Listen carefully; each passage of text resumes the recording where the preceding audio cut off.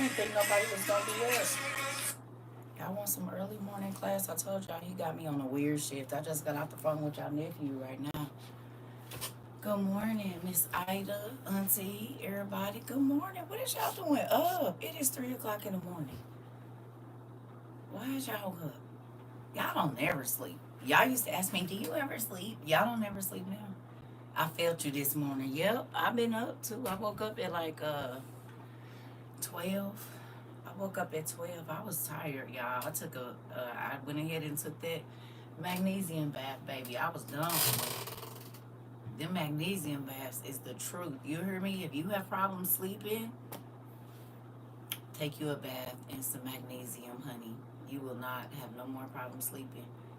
I owe you a night out. I'm not, God puts me on like different schedules, and I feel like He does that so some people don't always have to be the rewatch people. The magnesium flakes.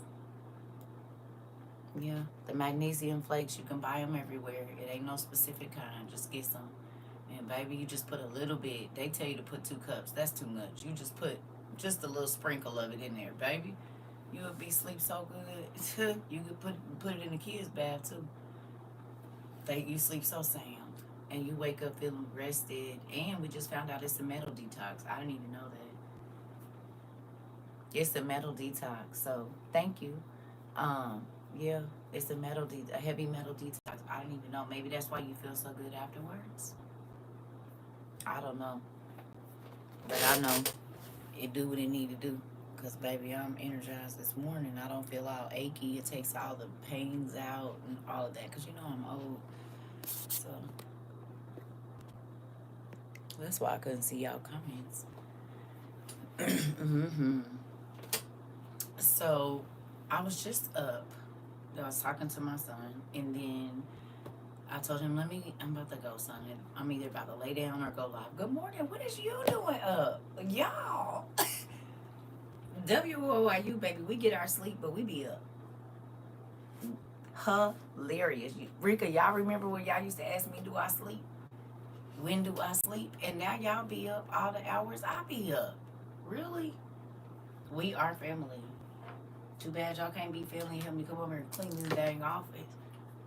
Good morning, Eric. The Lord said, get up. That's what somebody else just said.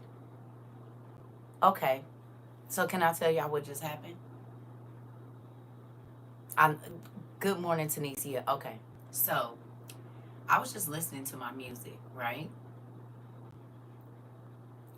And I was like, I'm going to get on live, but I don't know what you want me to teach. And he literally told me Adam and Eve, right? And I'm like, okay. But what chapter? In my mind, I did not say this out loud, y'all. Do you know my music cut off? In the middle of I've been playing, it cut off. As soon as I said, and then he told me the number, and the music cut off. That kind of stuff, it makes me jump because my music plays all the time. No message, no nothing. Yeah. And so I already know what we're supposed to teach. And so then I read it and I said, oh. Now, the crazy thing about that is y'all know I'm supposed to be moving, right? In like a couple months. Right? I'm supposed to be moving. And so I had asked the question, how you gonna do this? All this stuff in here, I already know it's not, it's gonna be a lot trying to get all this stuff packed because my WOIU people, they don't care. They just keep sending stuff to the P.O. box. So how I'm gonna pack all this stuff? Right? This is like what I'm going through in my mind. Where I'm gonna fit all this stuff at? Like all of this. Good morning, Auntie. Did God tell you to get up too? That's so crazy. He never ceases to amaze me, ever. Okay? Because I'm thinking in my mind about moving. He tells me to read Adam and Eve. My music turns off. He tells me the number and everything. My music turns off. And I'm like, it probably ain't even nobody up. And then here y'all come in saying God told y'all to get up. Well, he just had me read. So we about to have class. I don't know if you got to get your coffee, if you're going to be on the porch. I don't know where you're going to be, but get your tablet because we're going to be online. That's so crazy. I'm up watching Sinners. Someone loaded it up on YouTube for the free. Auntie, you are hilarious. It's a good movie. It's a good movie. It's a good movie. It's real good. Well, I don't have anxiety about moving. I don't get anxiety about moving. No, no, no. No. No, I don't get anxiety. I got over that a long time ago because he makes me move so much. I just don't even. Now, when I was younger, under 25, I used to be like, what's going to happen and all of this kind of stuff. But now, I just be like, where am I going? Just tell me where I'm going. But he normally don't tell me till I get there. So, that be a thing.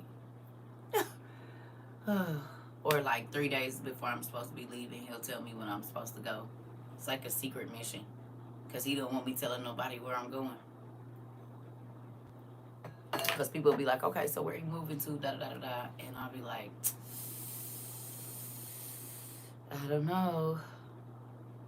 Because I can say I'm going to go here. And he'd be like, actually, I'm taking you to North Dakota. And I'll be like, well, okay, so I guess I've been reassigned then. That's how he do me. Good morning, everybody. Good morning, Jay. I can't believe y'all be up. Anyway, so, y'all want to read what we going to read? I'll wait a couple minutes because I know other folks going to be getting, that's so crazy. Good morning. Good morning to everybody. I can't believe y'all up. That is nuts.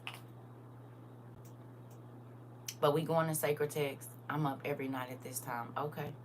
Well, we about to have us a we in the morning hours class then.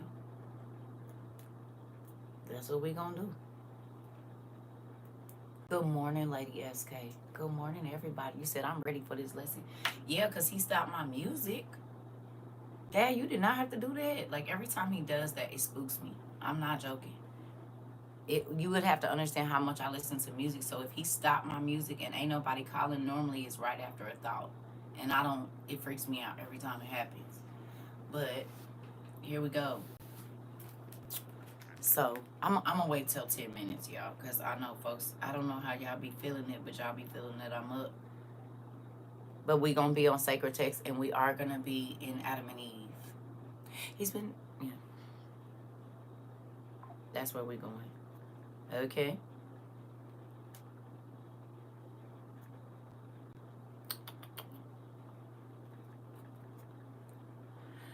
Ooh.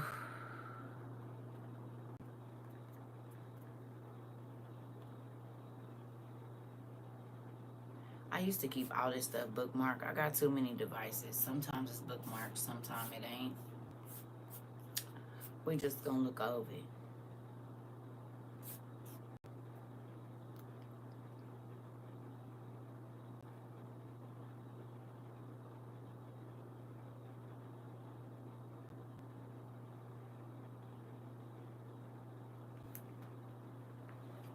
Good morning, everybody. Do y'all need to get coffee or anything? Or y'all still in the bed? I don't know. I'm trying to wait till everybody go pee and stuff.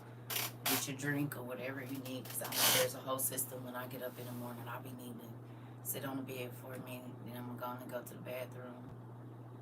Get me some coffee started. Like, it's a whole about 10 minutes I need just to set my day right. So, do y'all need that?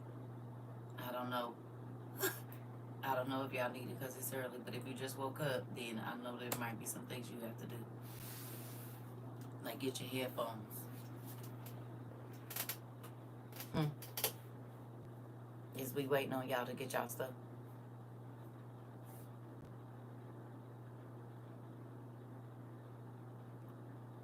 Hello?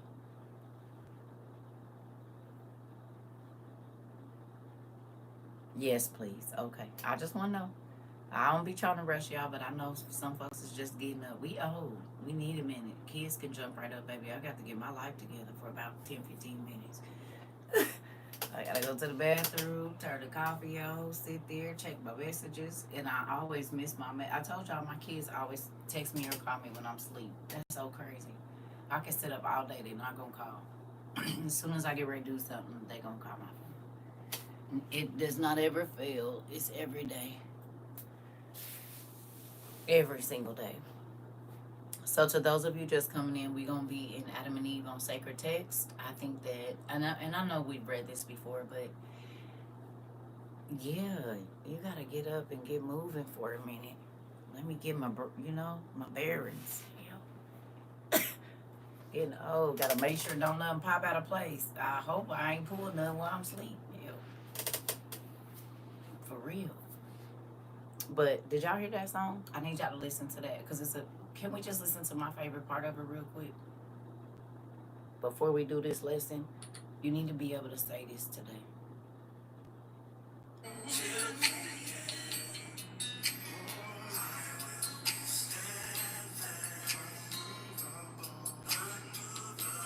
This.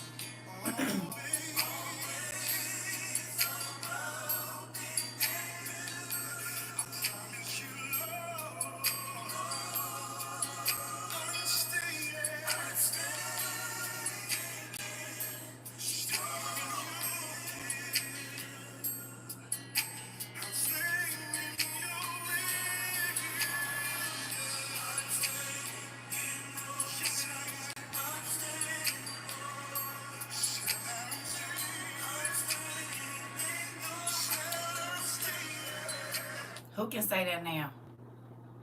Back in the day, you used to be trying to pole vault over the wall of his wheel, and now you don't even peek in on the other side. That's your song, Sasha. I need y'all to listen to that today. You said that whole album is one of my faves. Okay, this is the song I need y'all to listen to today because maybe 3 years ago you didn't know if you was gonna be able to stay in God's will or you tested it to kind of see, and now you be like, do what? No, that don't even sound appealing to me. You ain't been over on this side long enough to know you just gonna throw it all away. Nah, I'll take this side before I take any side. It's easier. Who wanna? Do you agree that it's easier over here? Do you feel like your life is easier now? I'm not saying it's not challenging, but do you feel like your life is easier now? It is a more stress-free life when you can hand off problems. Auntie said me. You said it definitely is better. Yes. Okay. I told y'all it's better over here. Folks be playing. It's better over here. You said very. It's better over here. Miss Jane said, yes, I do. And do. You said so much easier to listen and follow his word. Listen, definitely less stressful. Oh, okay. I told y'all it's better over here. Folks be trying to get you and all this old stuff. Ain't nobody doing all that. I don't. That's stress I don't even need. You want me to worry about something that he already took care of? No, go away. You hear me? No, go away. It's a I don't. Mm-mm.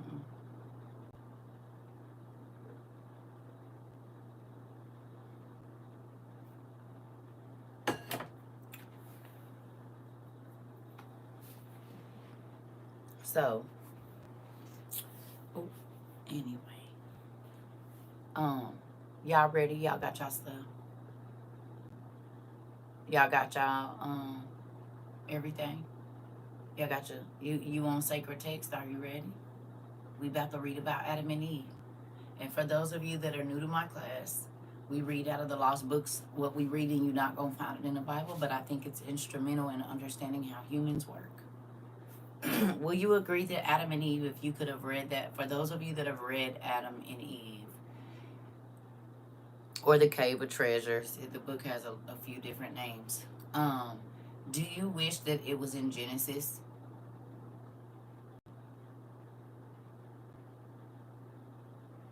Do you wish that the book of Adam and Eve was included in Genesis? Anybody? You do, Miss Janet? You do, Ray? Anybody else? I think that we would have had a different life if we had Adam and Eve included. You do, Miss Monica? Okay, Miss SK? Okay. Rosalind, you do. I believe that if you do, Tanisha. Okay. Okay. Okay. Good. The first time I read it, I was like, why didn't they not give us this? Right? Life would have made way more sense. Baby girl. Baby girl. If you don't say that for the people in the back, Because since I started reading it, my whole life changed. And it's not, it's better. That's all I can say. And I'm grateful. I would not want to not have it. You know what I mean? If I couldn't have this, I would be sad. Because think about this. There are so many people that are sitting in church right now and they question everything they hear every Sunday, but nobody can answer their questions. They give them, y'all done heard people come in here and say, oh, it was other people outside the garden. And how many of you know that's not true? Who knows that there was no people outside of the garden? There were demons that were shape-shifting into humans, but there were no humans outside. Life is truly clear with this now. More answers to the lingering questions, right? Which makes people believe in God all the more. The only reason they don't believe is because all the pieces are not there. But you now are a person that can say, hey, don't listen to that. I need you to go read this. I need you to go read that. I need you to look at this. And then you will see it. The puzzle will come together. You all have taken the time to do that. You all have taken time to understand. And that's why the Bible, he said, it's a whole bunch of knowledge. It should have been tattooed in the book because those details need to be permanent. This. It's simple things too. It's not like, I hate to say it, but church makes it like almost impossible to obtain. But when you read this, it's like, God don't even think like that. That ain't even how he move. You see what I'm saying? You said what? You right? So we're gonna read the book of Adam and Eve. I think that's what you're meaning. Good morning, everybody. So if you can, go to Sacred Text. SacredText.com, and I need you to go to the Apocrypha, and or you can type in the first book of Adam and Eve, Sacred Text, and it'll come up. For those of you that are new, everybody else, y'all know where we at, and we in chapter 43. First book of Adam and Eve, chapter 43. Tell her I said good morning. Good. Tell her I said good morning. We in chapter 43, y'all. So if you've ever had questions about Genesis, you feel like it's a whole bunch missing, it is. Good morning, Mr. Leonard. It is. It's a whole bunch missing, a whole lot, and then there's room for error, where there's always room for error. But a lot of our leaders don't go looking for the information to help people get to go know God more, right? It's hard for them to believe in Jesus because we only hear about him being born, we hear about him being 12, and then we hear about him being 30 to 33, and then dead, and then risen. So there's not a lot of information. But when you can go and read the first book, the infancy of Jesus Christ, and you can learn about his life and learn that he went to school and learn that little kids hit him and he didn't really like playing with other people. He used to play by himself and he was a loner. You'll quit trying to encourage your kids to go be in a crowd.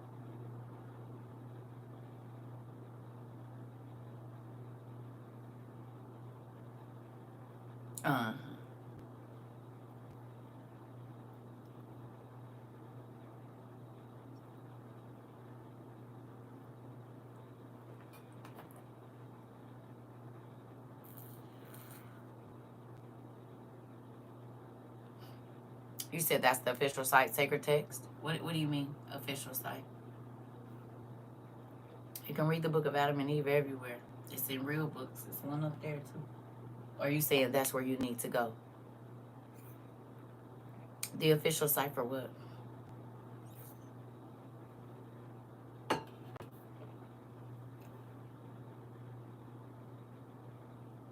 Are you saying is that like the only place that you can read it? No. If that's what you're asking, or is that where you're supposed to go? Is that what you're meaning?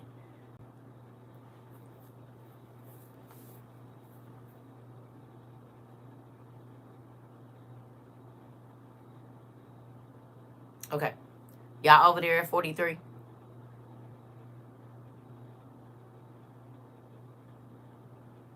Y'all at 43? For those of you that know where it is. Y'all over there? Okay. Here we go. All right. Sometimes these lights be bright. All right. It says, then Adam and Eve were afraid and stood still. How many times you been scared and you didn't move? Please get your pen and paper out and put the date down. Here we go.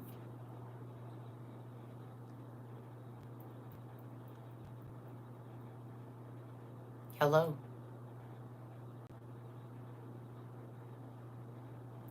Tell me something that fear stopped you from getting to a goal or doing something.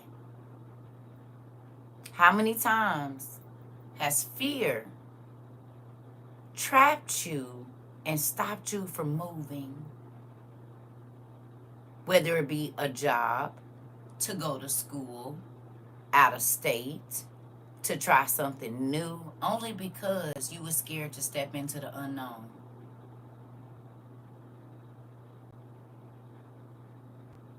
Nope.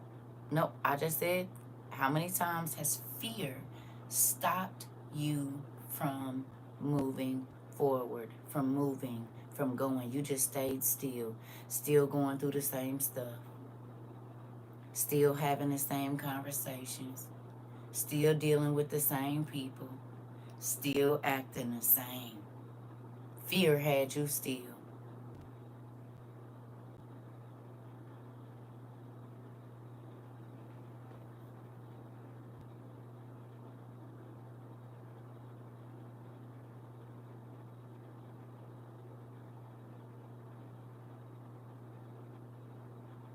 Hello. Too many times to count. So let's run that back. So the first two people on the planet, when they got scared, they didn't move. You said too many times, God help me overcome, though. I'm guilty of that. Okay. You ever had to step out on faith?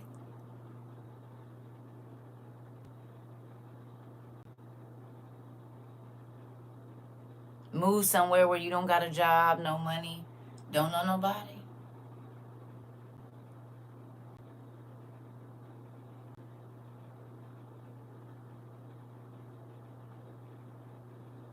Go to a place that's not familiar, but it end up being the best thing that you could have ever done in your life?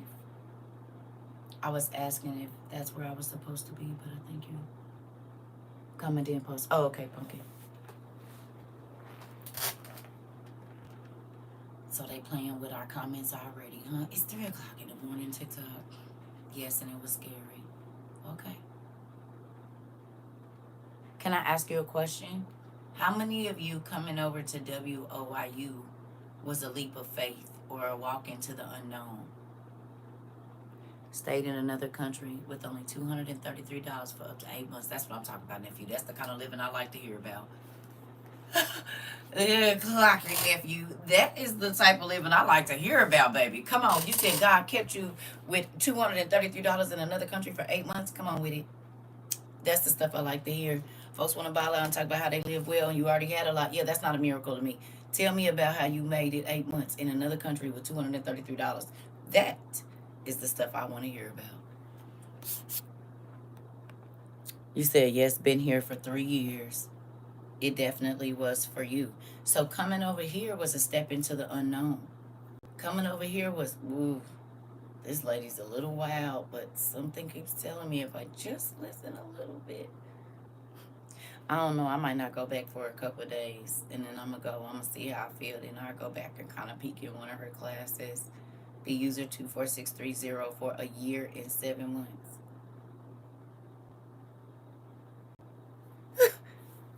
A year and 7 months. You was a user 2463078. Good morning, Tasha. Do you hear me? And then you came on in and became a family member. I know how it go. Had to watch for a little bit, see if I change. Nope, I'm still gonna be the same. Hopefully I get nicer as this goes, but other than that, I'm gonna still be the same. Still be the same. All right. So, if you have a pen and paper, please list 3 times that fear stopped you from doing something. And not fear of like, I'm going to die, but there was an opportunity or a move or school or whatever it was. I need you to write down 3 things that fear stopped you from doing on your paper.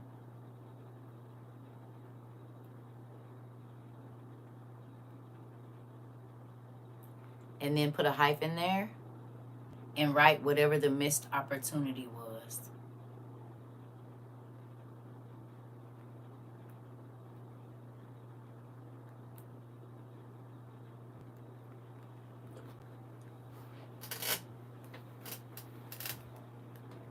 Last year I left my job, moved to Tennessee, and have not been working, but it has worked out. Come on, sometimes God be trying to get your finances cheaper because he know he about to do something. And folks be fighting and then they be mad. And he was like, I tried to move you. I tried because you didn't know this was coming, but I did. Ain't that crazy? I know all about it. He used to move me. I used to be like, well, pack it up, kids. We gotta go. I was really in the army of the Lord. I got new assignments. I gotta go. I gotta move around. Did you write it down? You wrote down 3 times that fear stopped you from moving, and then what it cost you.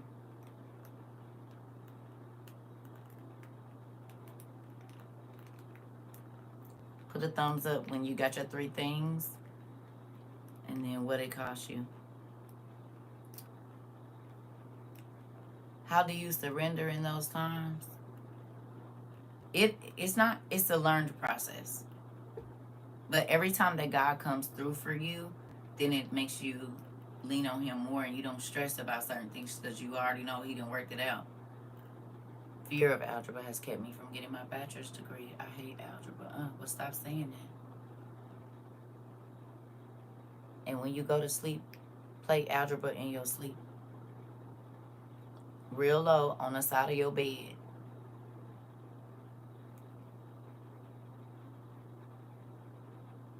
Just all the different, look up algebra equations and play them in your sleep. You won't hate algebra no more. If you put it in your subconscious, then it's there when you go looking for it. Hello. Problem solved. And you want to know how I know? Because that's how I wrote my business plan.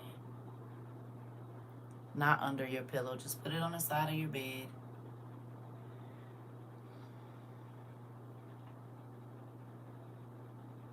Raise your hand if you know I don't like repeating stuff. Raise your hand, and if you didn't hear something, you know you can go to YouTube and find it. Please raise your hand if you know this, especially if you've been here a long time.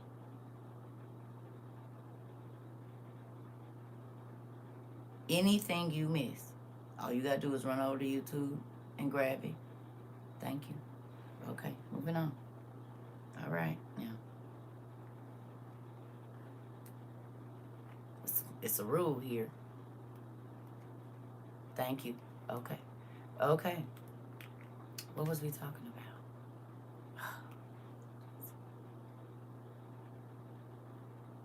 about?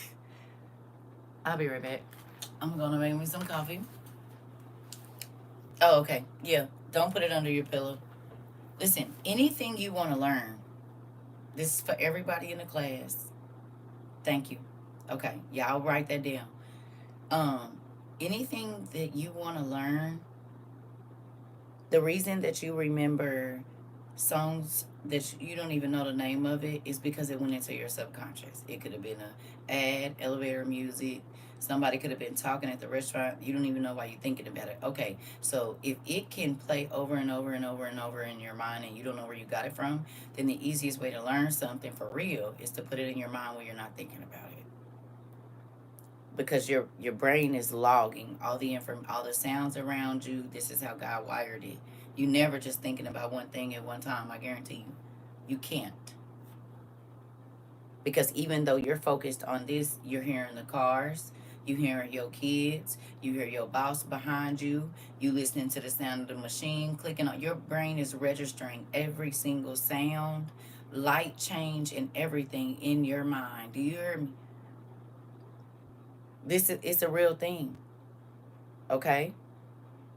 So what you do is find some YouTube, or if there's an app or something, video, the audio books that ain't nothing but algebra equations.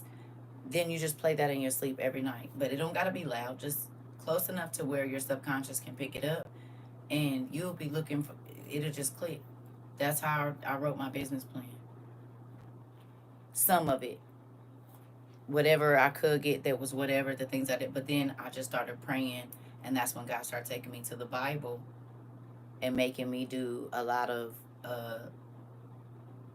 math that had to do with millions and trillions and all of that. Once I start adding up, I'm like, oh, well, this is kind of what I needed for my business plan and the numbers, and this is why we do this here. Break stuff down, go look at the actual statistics of certain stuff. That's why we do that. Because when you break it down, if you just okay, how many of you knew that Job was rich, but you didn't know he was stupid dumb rich until we did the equations and he was a quintillionaire?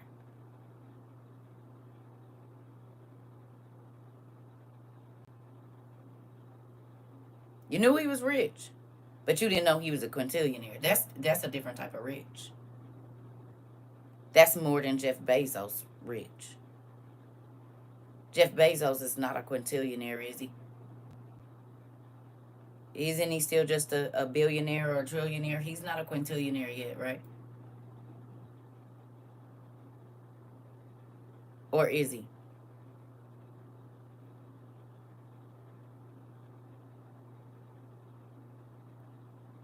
So he still ain't got the richest man on earth. Still, right now, don't have as much money as Job had.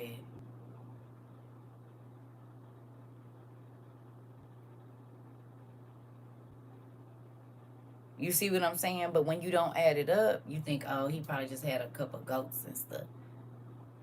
No. First of all, he was a king. He had the best guard dogs, the best sheep dogs, the best horses, the best camels. And when you go looking up them things, that's a lot of money just in livestock. That's not counting the what you call them, the mills where they made fabric, the fabric mills, and he had dairy farms. All of this. You said, "Yep, that's what I thought." No, you said, "Not that I know he's still a billionaire." Okay, so you think about that, and you be wanting what the devil give you, and it's really pennies on the dollar. And guess what I just seen? Who remembers me telling y'all the stars really don't be as rich as what they say?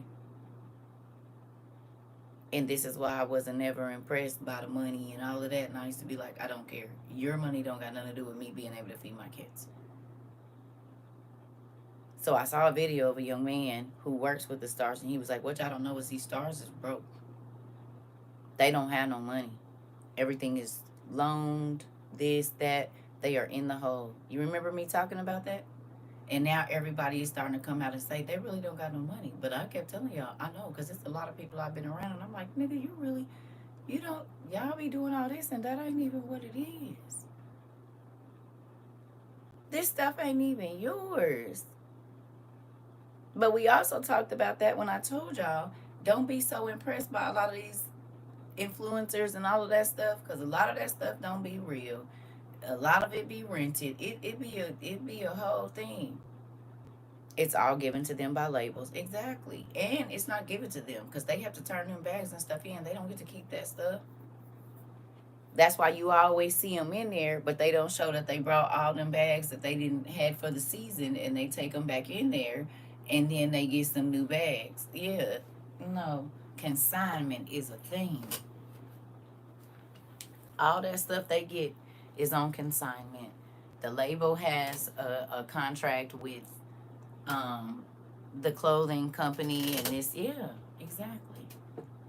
That's why they have to take such good care of it. And I've been trying to tell people that for years, and folks swore I didn't know what I was talking about. I said, oh, well, there you go. It's the image. Yeah. hmm Oh, think about that. You said it's the image. That's why they never wear outfits twice. It's not theirs. Ooh. Ooh. Clock and Nisi Pooh. Tell them. Tell them, Naya. Wait, that's. Oh, hold on. You said, wait, that's why they always have a different one. Live in a day. Yeah. Yes. And that's why I told you I did not used to be impressed. And I met a lot of different people. I said, I know what it is. You can't fool me with none of that. I don't. They don't be. Unless they have their own stuff going, they ain't got no money. And even then, sometimes they still don't be having no money. Why y'all think all of the actors and stuff was protesting and all of that kind of stuff? Because they don't have no money.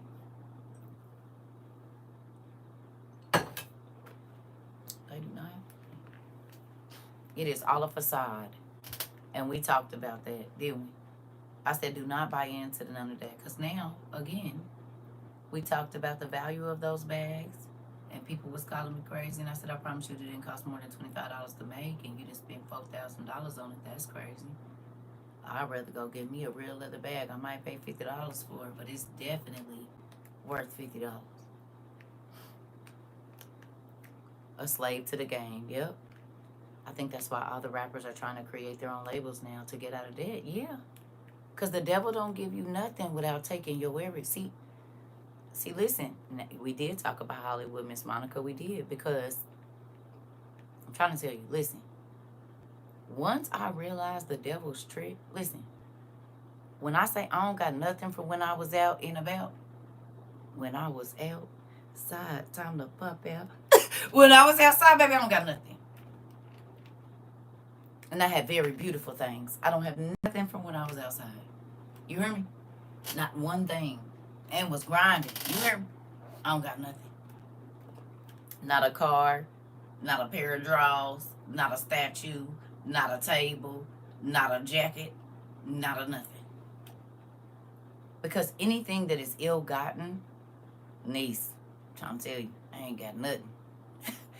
Woo! Wash and dryer, gone. What? 5-year warranty on it.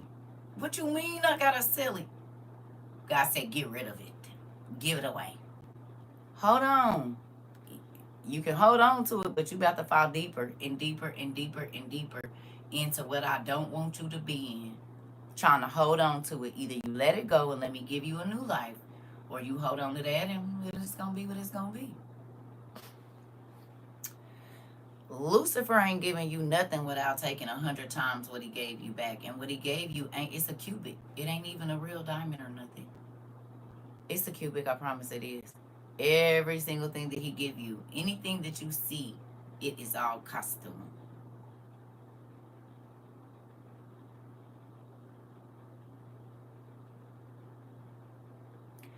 You said, man, you got a twin down here in Florida, identical Miss Lady, and y'all voice is the same. I wouldn't be surprised.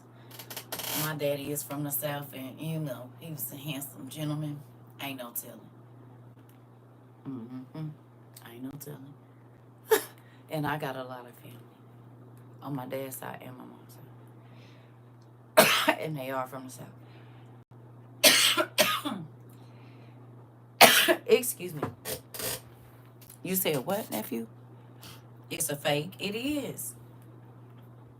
Listen. I'm going to tell you this. When you understand, okay.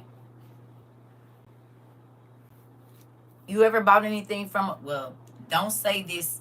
Don't say yes on here. Just say yes in your mind, but we're going to talk about some other stuff, okay? Just don't say yes on here. I'm going to ask you a question. But do not admit to this. So just put a happy face, okay?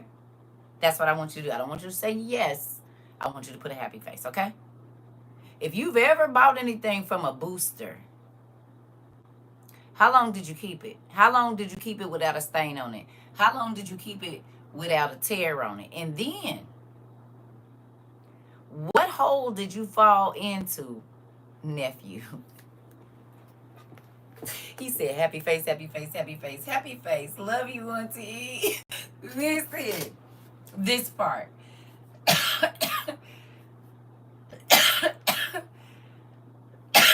Okay.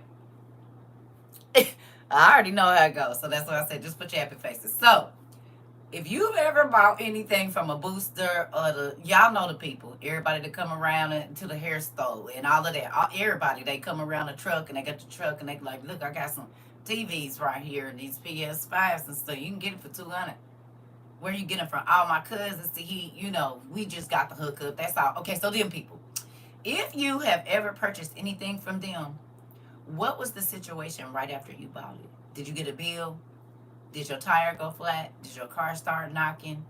Did somebody go to jail? Did you get let go from your job? Did you get a bill you wasn't expecting in the mail?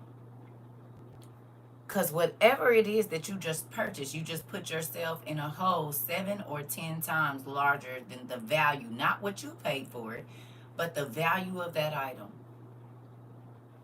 I know something happened. I know it did. It always does. Leah said, yep, Auntie, you right, because I sure did. My tire blew right after I went to that girl house. I was on my way back, and my car started knocking. God said, oh, you going to pay for a new engine then, since you want to get $250. And then you beg me to give you the job. Now, listen to this. Look how crazy we are as humans. We beg God to give us a job because we need money, and we going to do right with it.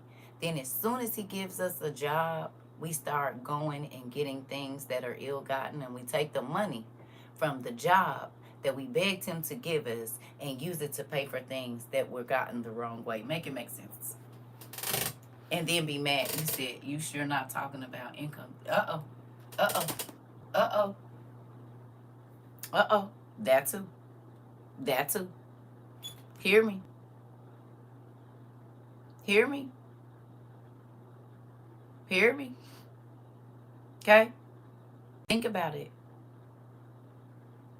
Think. Anything ill-gotten, it don't matter.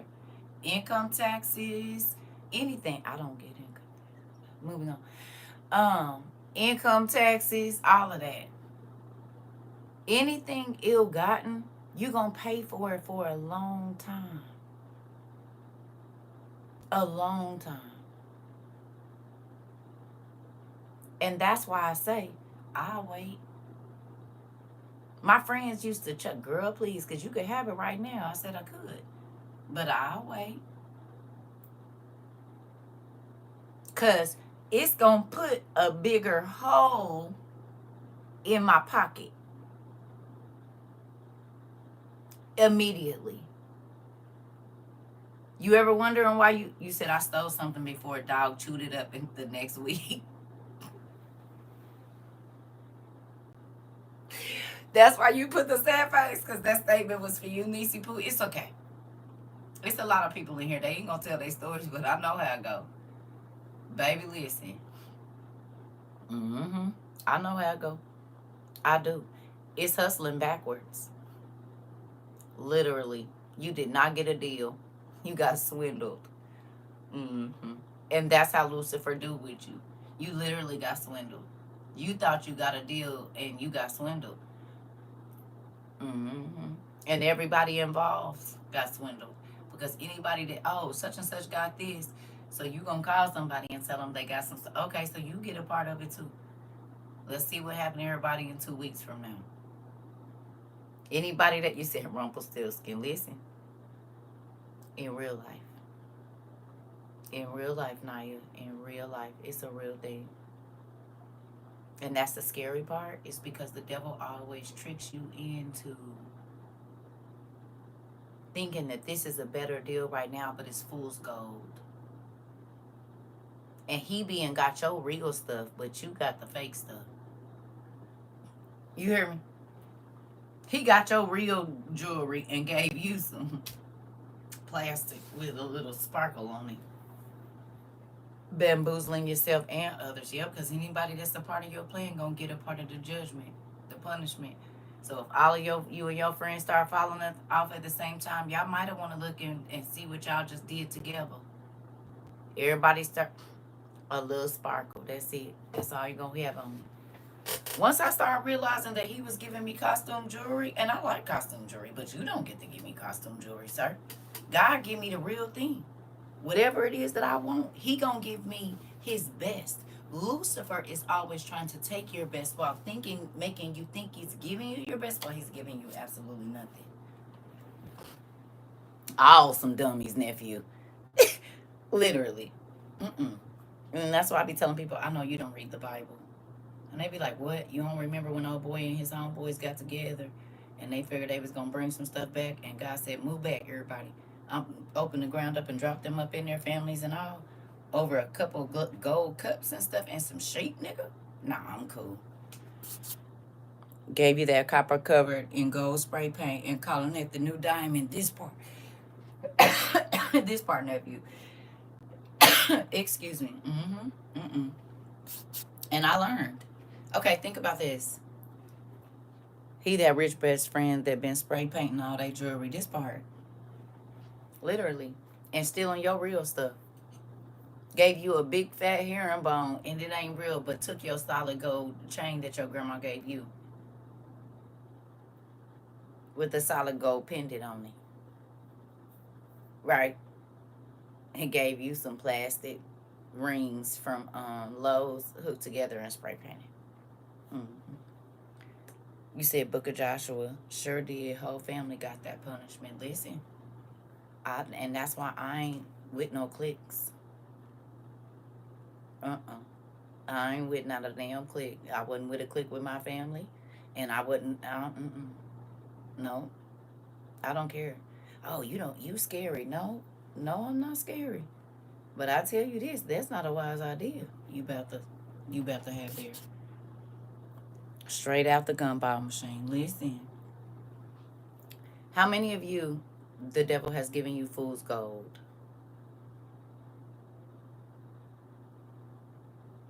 I kept falling for the fool's gold.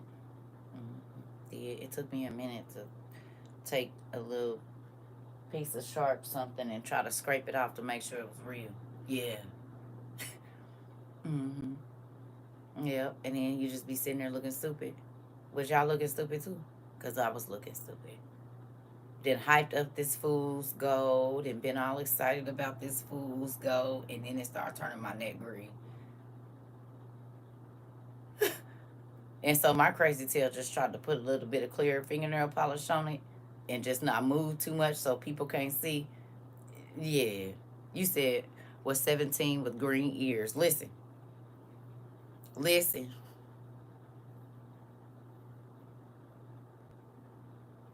You said, yep, in the form of fake love and friendship. That's what I'm talking about. How many times has something that planned to rip your heart out and stomp on it look real, real good when you've seen it? And every time you've seen it, it looked real good, real manicured, looked like it was together, and said everything that you want to hear. And the whole time they planned on ripping your heart out and just holding it in their hand and squeezing it whenever they want. But they was dressed well, all sparkly and stuff, all nice and smelled good and everything. And they was evil personified.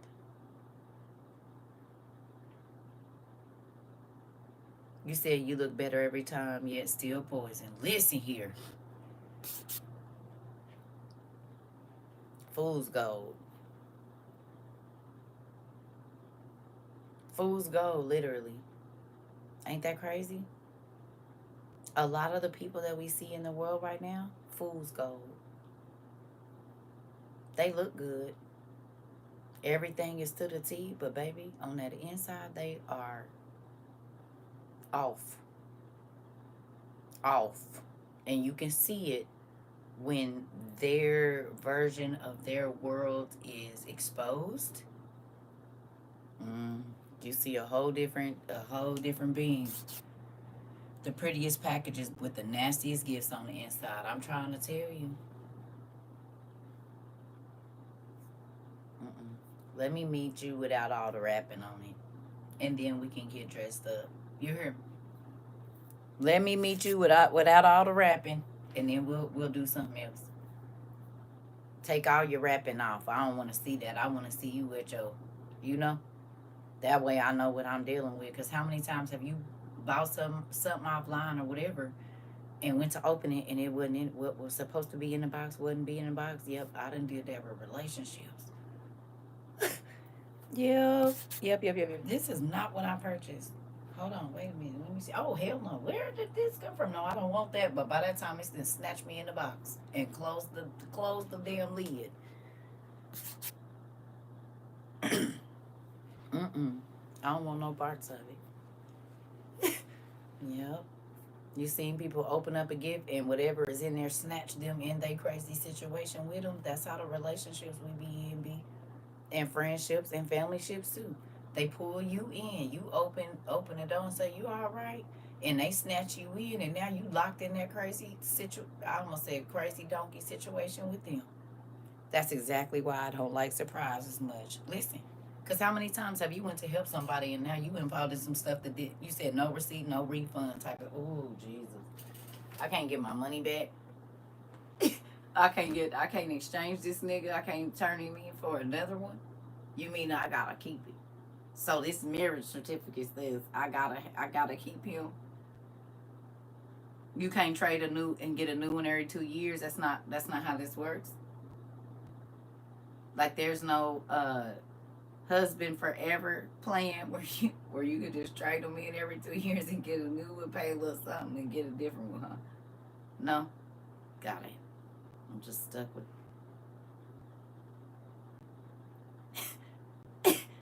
For real, don't think you said listen. You said no upgrades. This part,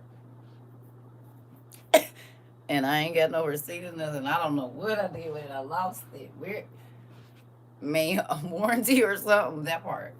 That part. Listen. Listen. You said the walk and earn money survey app. Say work from home job. Uh oh. You said right. I can't trade it or return it, sir. No. What do you mean no? Right. I think I need a different version. I think I might have. You said when the snack snacked on you. Listen. Listen. Not even a store credit. I can't turn this nigga back in. Ma'am, I understand that you guys have people come and return these all the time, but this is a special occasion. Like, no, this is a serious matter, ma'am. Ma'am, can I speak to your manager, please? Because he needs to stay in the store. He needs to stay in the store. Like, I don't want to take him back to my house because he just doesn't fit the decor of my home. Is there anything that I could do to, nothing? Like, you guys don't have like a refurbished land, or can you guys refurbish him? Because he just doesn't go with the decor of that house anymore. Ooh, you said the bachelor sport. I need a refund. I'm talking about the dough sour. You hear me? The dough is sour. I found some little black stuff floating in here. I don't think y'all cleaned y'all machine out too good. Can you check the machine and see if it's mold in there? Cause something about this don't taste right.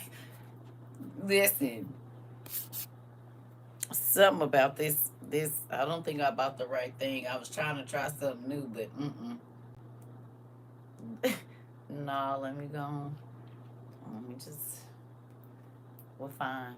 I'm just gonna leave him out there, and then if y'all pick him up and put him back in the warehouse, that's fine. But he can't go home with me today. My 90-day trial is over. I don't want to do that anymore. And I still didn't make me no coffee. Anyway, you said we didn't have a magnifying glass for a small print on the license plate. That part. I didn't get my Carfax. I did not get my Carfax on this vehicle, and I'd like to return it because I took it for a test drive, and I realized it has way more problems than I'm willing to fix. You said got to read the fine print a little closer next time. That part. And so I haven't been car shopping in a long time. We gonna move on. All right. Here we go. So y'all wrote down 3 times that you said no disclaimer was attached. Girl, buy here, pay here. Buy here, pay here. And it's final sale. And they know it's to throw the rod in the engine. They know it ain't no good, but they put something in there so it didn't knock so loud. piece of metal or something, then fell a screwdriver down in there, and messed it up. And you just gotta get a whole new one. The transmission bad on it. The transmission is bad on this car. You hear how loud and obnoxious it sounds? It don't run quieter, and it's always making noise. Listen, I don't want no parts of it. All right. So, then Adam and Eve were afraid and stood still, and Adam said to Eve, "What is that fire by our cave? We do nothing in it to bring about this fire. We neither have bread to bake therein, nor broth to cook here. As to this fire, we know not the like, neither do we know what to call it.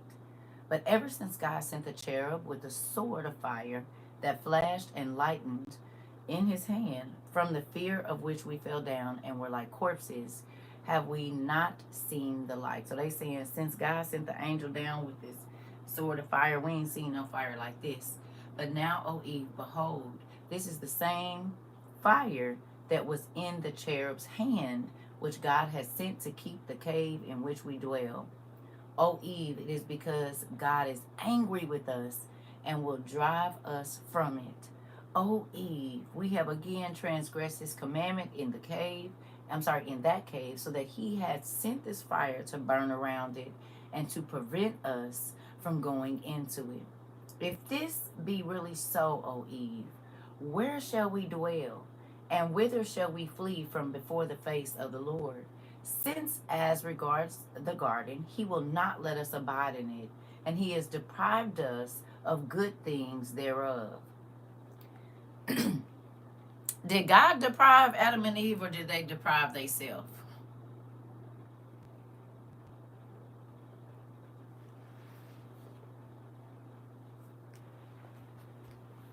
Hello.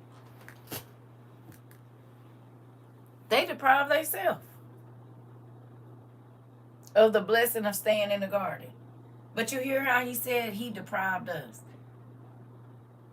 But you forgot, sir, right above that, you said you transgressed his law. So how did he deprive you when he gave you a law? You literally just admitted that you transgressed it, and now he deprived you? Who done did that before to my daddy? Funky tail. You done got mad at my daddy because something you did? Huh? That's what my mama say with your funky tail. Come here. Oh, okay. Mm-hmm. That's how you know they did not comprehend. Exactly. But think about that. How many times have you got mad at a person that you chose to be in your life, whether it be a friend, whether it be a job, and you yelling and screaming and frustrated with him, and it was you picked it. You made the decision. You didn't even consult him about the decision. You just made it. Hello. Y'all ain't gonna be honest today. That's fine. You don't have to.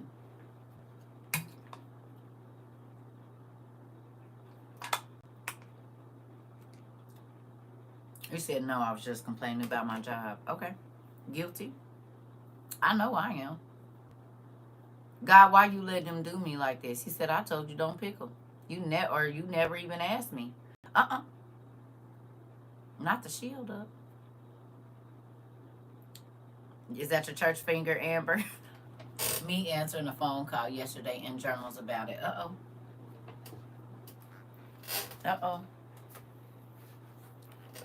Okay.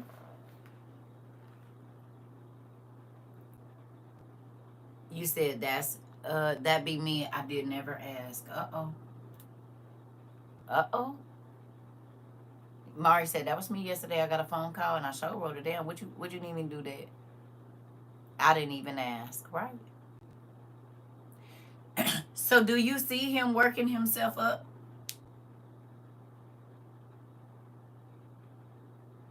Did y'all see him working himself? Okay, so you see the fire, you're scared. Oh, God about to kill us.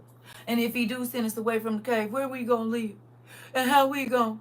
He never once said, God, what we supposed to do? He went through all the woe is me's. You see it? He cast us out. He done went all the way back to, y'all done been out the garden about a month and a half now. Why are you still talking about it? Okay. Oh, Eve, we transgressed. And so he sent this fire to burn us. This the same fire he had. And God is angry with us. And now where we going to live, because he won't let us go and live where we want to. Oh, okay. Hello. He said he will not let us abide in it, and he has deprived us of good things thereof. But he has placed us in this cave in which we have borne darkness, trials, and hardships, until at last we found comfort therein. But now that he has brought us out into another land, who knows what may happen in it? Who say that? That's what you be saying? Because you don't know what's going to happen, so you start doing all this. I don't know what's gonna happen if I move out of Kentucky. I don't know what I'm gonna do if I ain't got no family. I don't know nobody over there. Well, if I lose my job, how I'm gonna pay my rent? And now, and this sound like people I know. First of all, you talking about it's God's fault that you lost your last house when He already told you the rules on what you needed to do. Don't be partying. Don't be doing this for the first 6 months that you there. Because I got a plan, and you start partying, turning up, so you're not putting the money where it needs to. Well, you don't know that if you would have put that money up for those 6 months, right? When your trouble came, you would have been ready. And he used to hit me with this all the time. Promise. I used to be like, I'm not going to feel this lesson no more. And then one day I didn't. I said, no. Yeah, I could. But some tell me I need to hold on to this little bit right here just in case. Because he'll give it to you, but what you going to do with it? Just was telling my husband that when you worry, you are doubting God's plan, right? And he didn't said all this stuff that he just start talking. Your cave ain't burnt up. The fire just close to your cave. The situation just presented itself. Somebody just called you, but the situation has not played out all the way. You done already went to the end of it, and what's gonna happen, and if this happened, then I already know you didn't took it all the way up, and it was just a call. You didn't even go and consult God about if He could change it or not. Before you done already told the story of how horrible it's gonna be. And I already know, if this go through the way I think it's going to go through, it's about to be, do you know that for sure? You don't even know what you're going to be doing in 5 minutes. Good morning, Andre. So you done spoke all of this stuff over a situation. You don't even know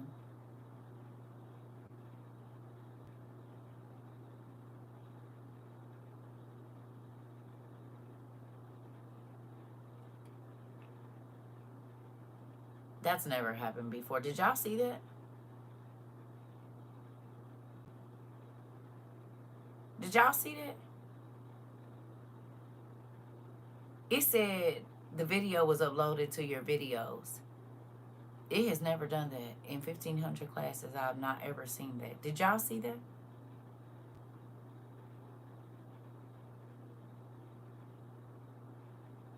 Hello? Over here.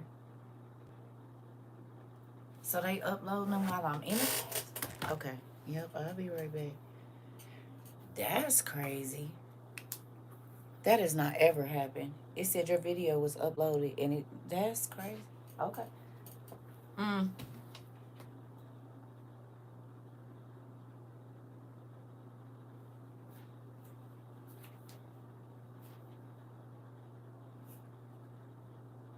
That's crazy. But they are speaking their own demise into existence. So I need you to write down 3 times when a situation like a problem or whatever came to you while I run to the restroom. 3 times that a situation came and it didn't turn out the way that you expected, it turned out better. 3 times that you might have got a, whatever the situation was, right?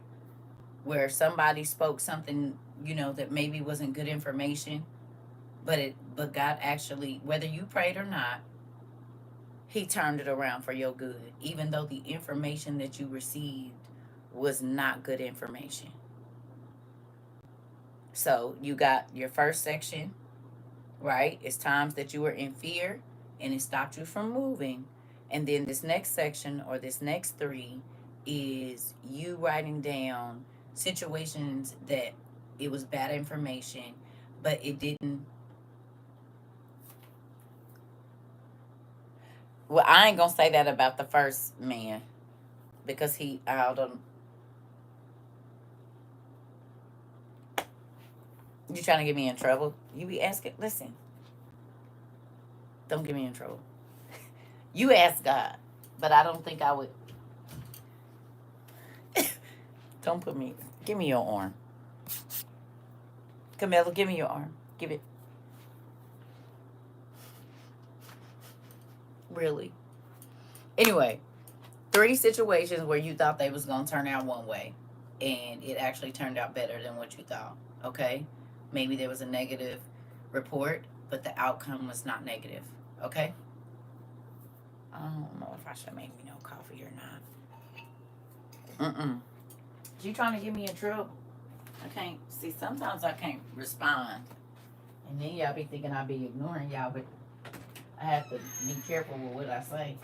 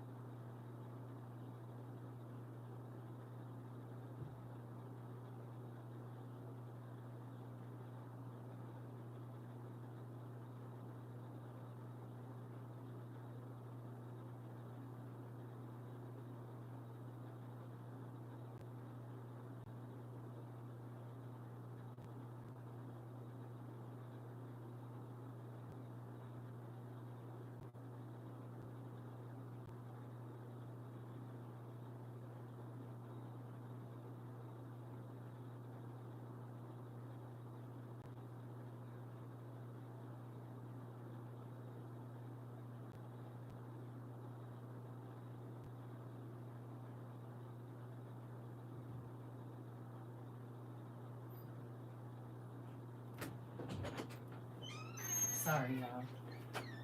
Oh,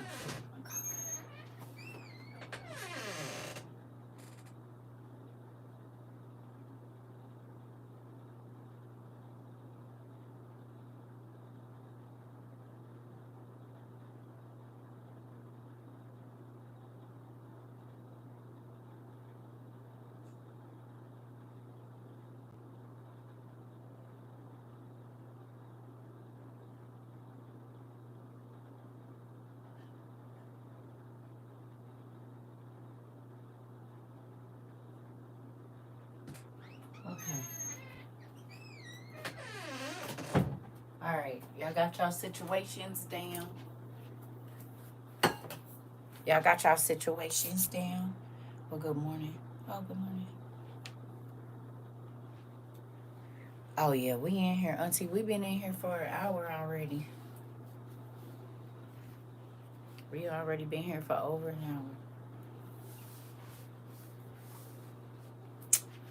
hour. Okay. All right. Here we go.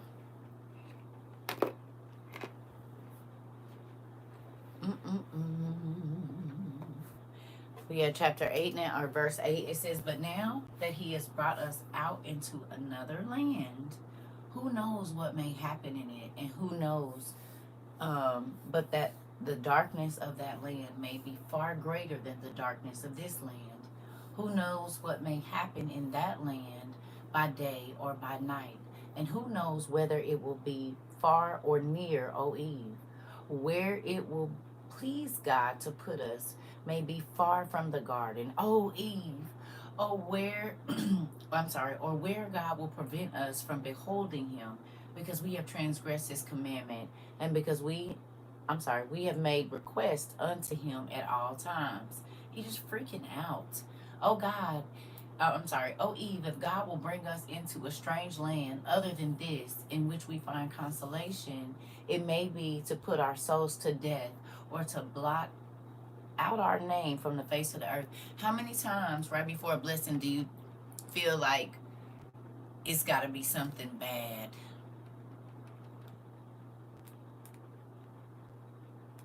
You said him and Eve both. They was getting on my nerves, I know. But how many times do people feel like when good stuff happens for them or when things change just a little bit, that something bad has to happen? Anybody have that mindset before in life? Things are going too good. So if there are other opportunities that are presented to you, it has to be something to it. Anybody? You don't believe that God? You said right now He's been showing me all morning my good is coming. I have to forgive and let go first. Oh yeah, you can't get nothing until you do that, baby. You holding up your own stuff. That's why I don't gotta talk to you to forgive you. But I'm about to get out of here. So I'm going to let go. Because the longer you hold on to it, the longer you got to stay in a situation. That's why they say forgiveness ain't for them, it's for you. I want my new stuff. You already didn't make me happy. So why I'm going to keep letting you just take up more of my time? The more I hold on to you, the more you hurting me, the more I got to be sad. That's crazy. As my kids say, I'm a leaver. I'm about to leave this situation. You hear me? You said no when I go through things and goes left. I know something greater is coming. Okay. All right, Aaliyah. All right. It took me a minute to get to that. Because he take me into the unknown. And I mean, I don't know nobody. I don't know where I'm about to get a job. I don't know where I'm about to live. I don't know. So I used to freak out. It took your auntie a minute. Or sister a minute. It took me a minute. I'm trying to tell you. Until I started to trust him all the way, yeah, I used to be freaking out. So I had my kids. I'm like, you taking me into this craziness. I don't even know what's going to happen. I got these kids. He like, I know what's going to happen. Chill out. Well, the bad already happened. Let's go get this blessing right. You said you got to be strong and still. Yeah, that's true. But I'm just telling you my truth. Okay, so let me ask you a question. If God asks you to leave and live, right, just up today, and tomorrow, I don't know where you live, but move across the country. Do you have children? I'm just gonna see something real quick because I'm about to explain something to you. I want you to see. You got kids? Okay. So if in the morning when you woke up, God told you to pack only bags that you could carry, you can't take none of your stuff with you, and you need to get on a plane and leave your car and every single thing that you own except for what you can carry and move to another state by 8 o'clock tomorrow with only what you can carry. You have to leave everything that you work for, all your kids' stuff, your vehicle, and everything. Would you do it? Without knowing where you're going to live when you get there, without having a job already lined up, you would do it. And then 3 months later, you got to move again to a whole nother state. Take your kids out of school, be there 3 months, and then 3 months later, take them out of school and start all over. And all three of these times, you don't know where you're going, you don't know where you're going to work, nothing, and you got your kids. And you can only take what you can carry.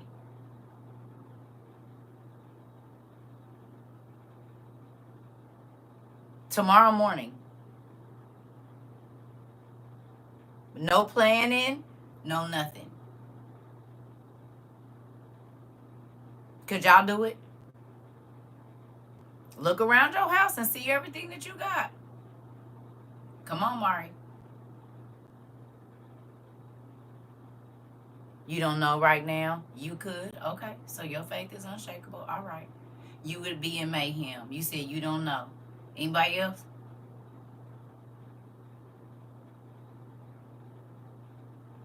You could do it, Mari.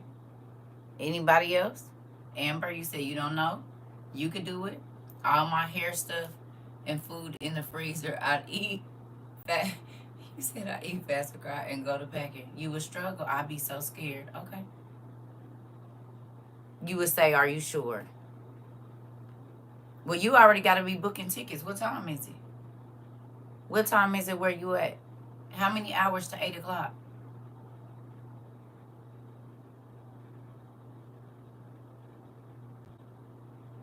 What time is it where you are? You got to book tickets for you and all your kids. You said, I can myself, but my folks, man, please. Okay.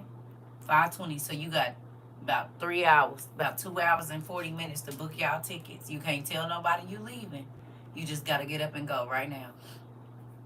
The first time I had to do it, it was hard. But after my first time, I understood the assignment, this part.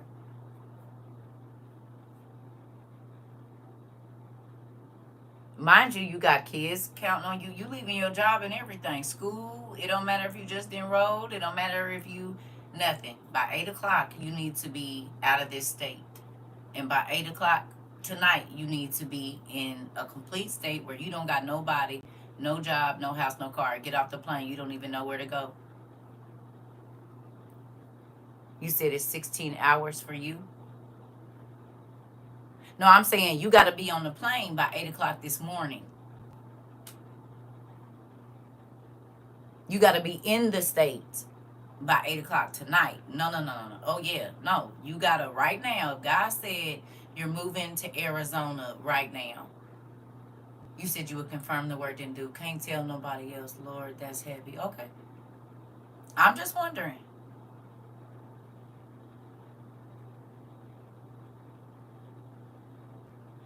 Because these are the things that God will ask you to do, and people don't believe that. You know how many times I had to leave a fully furnished house?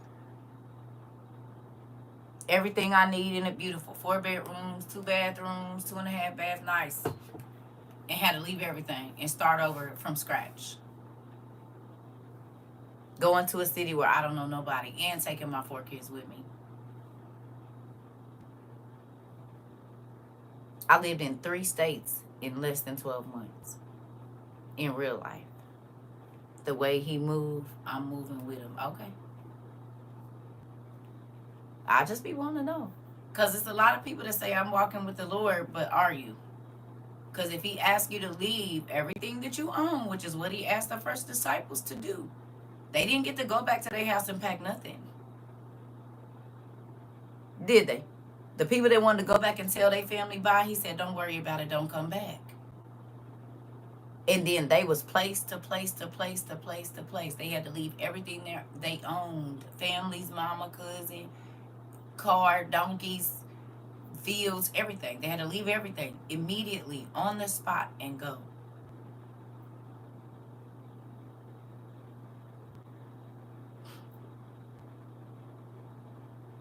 Could you do it? Just with the clothes you got on your back. You don't even get to go back and get no drawers. and trust that he gonna take care of you every single day. Because where you working at, you ain't got no job. You at the mercy of others.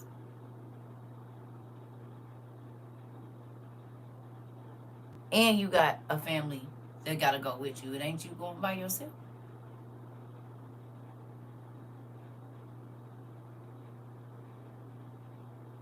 I'd have 8 pair on, so I'd have some.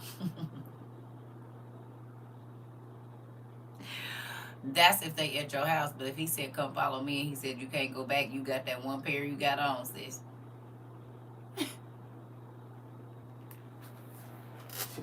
Listen. She said, I'm going to have 8 pair on. Well, you don't get to go back home and change. He said, come follow me now. And they said, I need to go home. He said, no, don't worry about it. You can't go. Nope. Don't turn around. So you got the 1 pair. You're going to have to wash them out and put them back on. So you figure out where you're going. Because they didn't get to go back. You said easy breezy summer, girl. This part. This part. Listen. Listen. That part. This. Sometimes he will ask you to do things that people will tell you God wouldn't tell you to do, but it's exactly what he told the disciples to do. Moses, all of these people had to walk away from their families, walk away from what they knew, and go live somewhere else to get what God was saying to them. When we moved, we had to pack the majority of our stuff in one day, then drive for almost 12 hours, leaving half our stuff in storage in New Jersey, not knowing how we're going to survive. But it's now a year later, this part.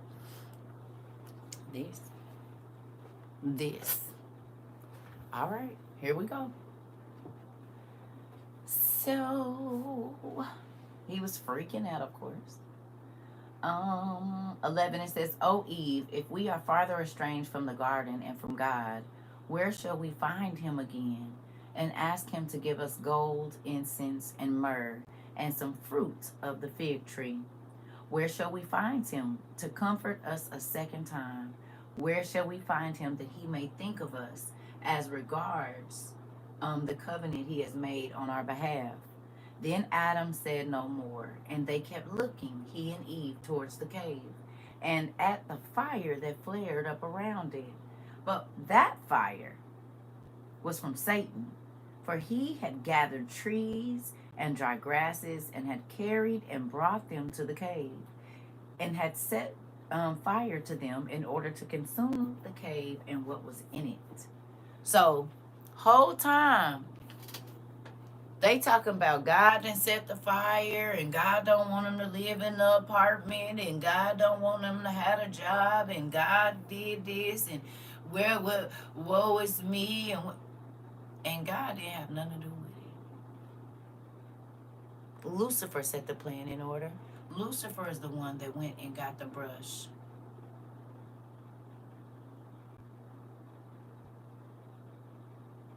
Right, Aaliyah.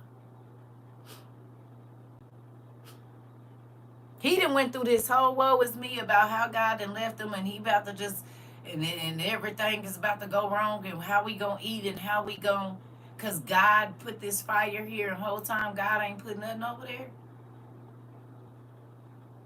Lucifer set the fire. And why did he set the fire? Let's look. It says, but that fire was from Satan, for he had gathered trees and dry grasses, and had carried and brought them to the cave, and had set fire to them in order to consume the cave and what was in it, so that Adam and Eve should be left in sorrow, and he should cut off their trust in God and make them deny him.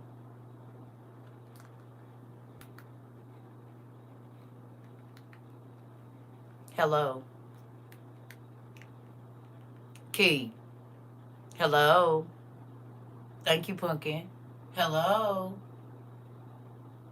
You just said God is doing this and God is doing that, and he and God, and it was Lucifer the whole time.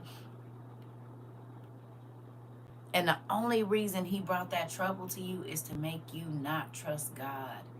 And so that you would deny God. He working double time to cut that relationship with God. I'm trying to tell you, did all of that, set my house on fire so that I don't have faith in God?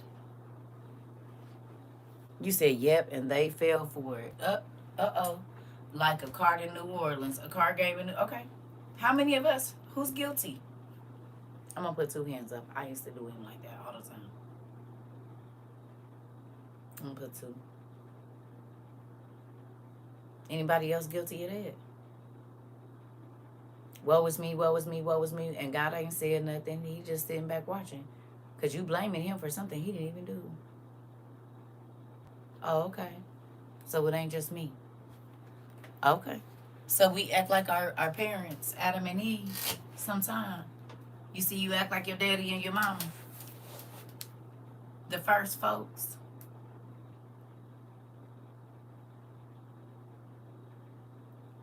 This is something that should be in Genesis. Because we still act like this today. So when you ministering to people and they don't understand the Bible, take them to Adam and Eve first. Because it don't tell us nothing about the first people except for they was made, they messed up, they got kicked out, they had kids, they died. In 930 years, huh? You would understand yourself more. And now you see why I said a lot of people would not unalive themselves if they had read Adam and Eve. Because people make you feel like when you disappoint them that you've disappointed God, and that's not the truth. Hello? People treat you like you a lost cause because they tired of you. God said, I never said I was. I'm long suffering. I made grace and mercy for this specific thing. This is how folks, pastors can tell people, oh, they in a reprobate mind and throw folks out of the church. So people think because the church doesn't accept them, that God doesn't accept them. It's not the same thing. God's love is not man's love. I'm trying to tell you. This would take all the control from the pastor. Do you see what I'm saying? Then people would not think that they pastor is Lord over their soul instead of God or Jesus being Lord over their soul. Does this make sense?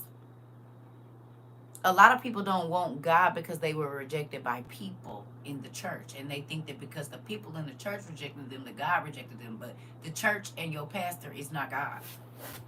Oh, okay.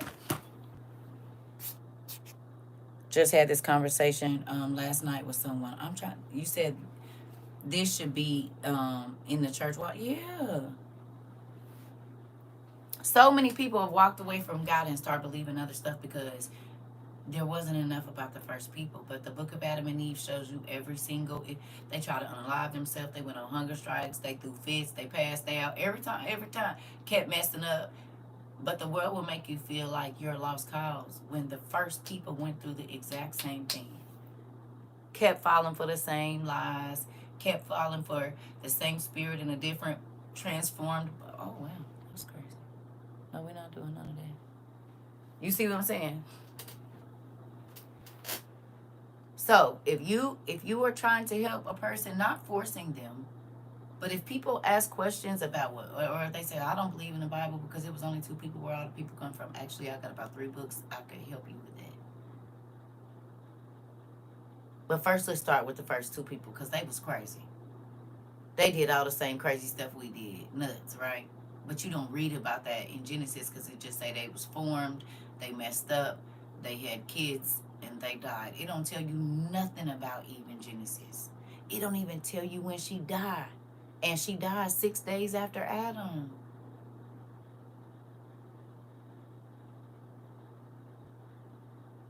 She lived for 930 years too, y'all. It don't even, if you go to Genesis, nowhere in there do it tell you Eve died. It says Adam died. It don't say nowhere that she died. Do it, y'all. You said I had to tell someone tell me they don't believe in God. Interesting.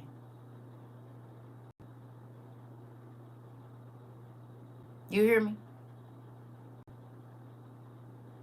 Who's went to look for when Eve died, other than the WORUers? You don't think that God gonna be asking people, well, why you didn't think about? Because people focus on what's there, they don't think about what ain't there. Hello?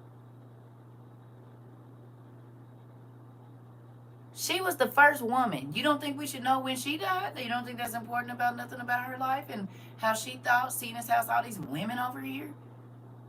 Oh, okay. That would have been an important deal to know. You think so, Key? Me too. Why was it left out? Because if you know where to find it, then you find the rest of Genesis. Exactly.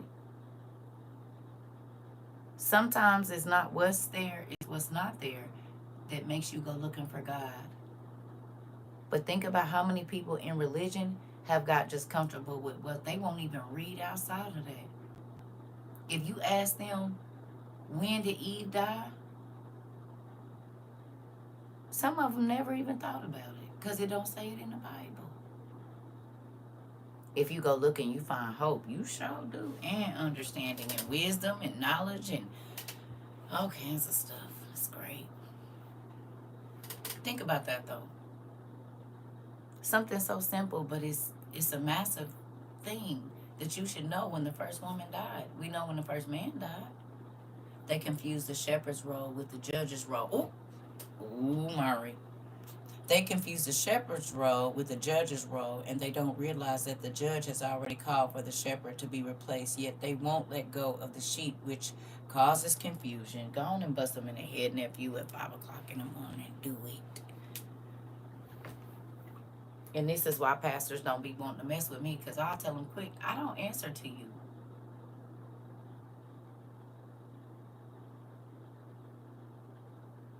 I told you I went to the church where they told me I had to go to the pastor and ask him if I could cut my hair. That nigga got a wife. She the one need to ask him. I'm not asking him. Y'all. And that's why I had to. Y'all doing too much now. You can't tell me I can't cut my hair. I'm a 24-year-old woman with 4 kids and I pay my own bills. What do you mean?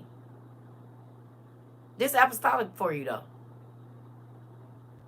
You need to go to the pastor and ask him. I do hair. I'm in cosmetology. Baby, I might come in here with some pink stuff on this. I'm not wearing a roller wrap every weekend. I'm not 70. I'm not doing that. No. You hear me? I'm not doing none of that. Y'all got too much dip on your chip, as my baby say, because you're not gonna tell me if I can cut my hair or not. And I lived like that for a long time. Go to the pastor asking this. I'm giving you control over my life that God don't even take.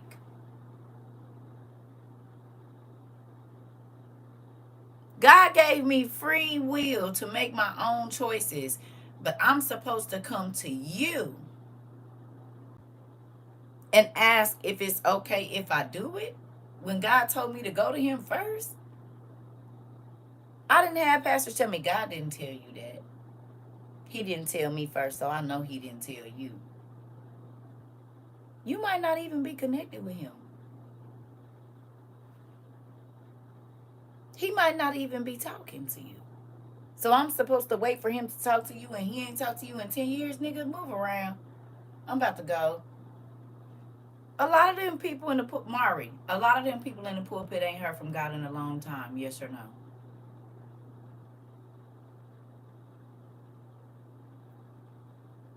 Just because they in the pulpit don't mean they hear from God. It was plenty of priests and prophets back then, but they was false. And they elevated their role over the top 2 roles that made the church institution even relevant and don't want to submit to the authority they should be listening to in the first place and don't.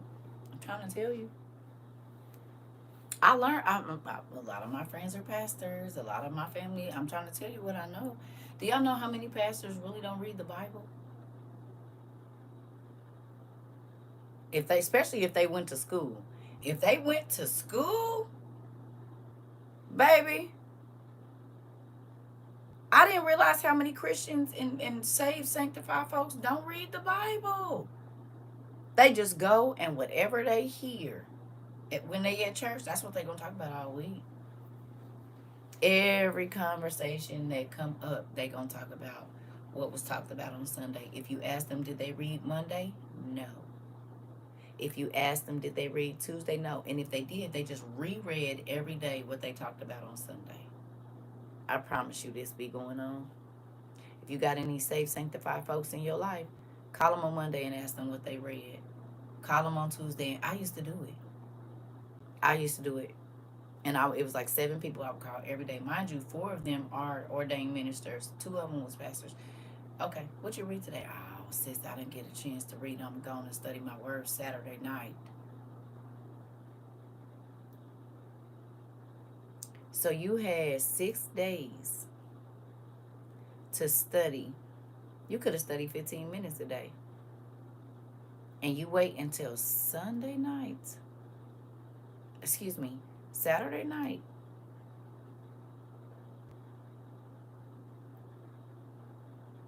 You ain't read nothing, Reverend, in 6 days? Nothing? Not even a devotional. That's scary to me.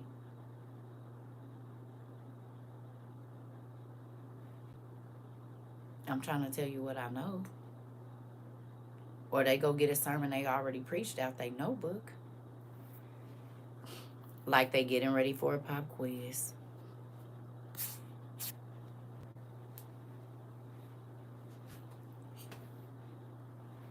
If God is his word and his word is him, and he said to get to know him, you got to read his word. Don't you think you should be reading something every day?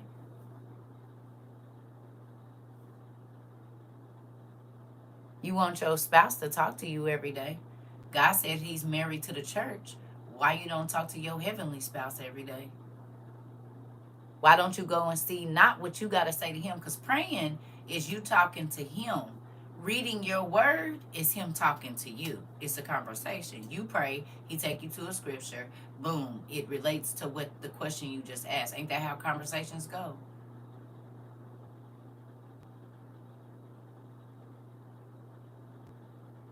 Huh? You said they don't got no more oil in it. On the first day, the first time they preached it, and the only reason they responding is because the sheep hasn't changed or grown. Uh-oh. You said head cracking this morning. You said this is for me. I need to open up the word. Yeah, watching it on TV ain't getting you into heaven. He said study to show yourself approved, not let the teacher teach you and you gonna go. That's why we have an interactive class, because God ain't about to get me. I taught him how to go find it. Yeah. That's why you look up words over here. We study. Y'all study to show yourself approved. Now, to those of you that didn't study the Bible, now you do. And now you study everything. Because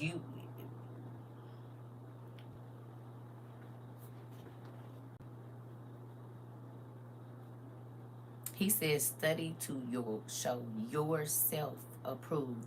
So your pastor preaching over you every Sunday is not you getting your word for the week. Hello? God, do you only eat on Sunday? Who only eat on Sunday? If you treated your natural body how you treat your spiritual body, what would it look like?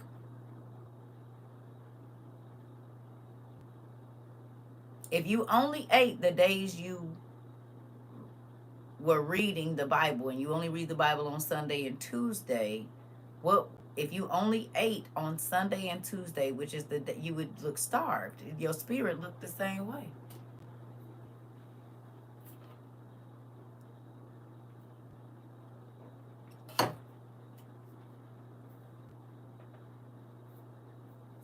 The word is spiritual food, so you only eating 2 times a week. And you only talk to God, but you only listen to him 2 days a week. But you say you didn't get no answers. I'm still waiting on an answer. Well, you didn't go find it either.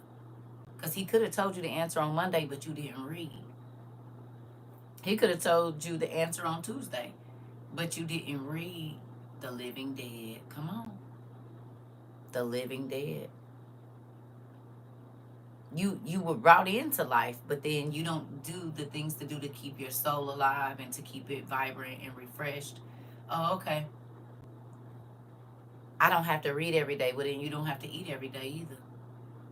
Only eat the days you read and see how your body be looking. But it's okay for your spirit to be like that. Then you want to get mad at somebody that got healthy portions on their biblical plate. Got stacks. I got some Old Testament Supergrapha. I got some Dead Sea Scrolls right here. I got the and then I got Genesis and Leviticus right here, and then I got the Book of Og in the middle because I'm gonna sop that up with the Book of Enoch, and I'm gonna wash it all down with some Ezra. And might go over there and give me a little bit of the sibling oracles. I don't know yet. I'm still thinking about it. Oh, okay. My plate real full over here. And we at a buffet because God said I have more knowledge for you, Jasher, and all of these different beautiful books with more information about the story. Oh, you just clocked every rebuttal a person could use. Nephew, because I deal with church people all the time. And that's why I came in here and told you I'm not a church person. Now, if you want to follow Christ and get a relationship, come on in. But if you still looking for religion, you're going to hate it here.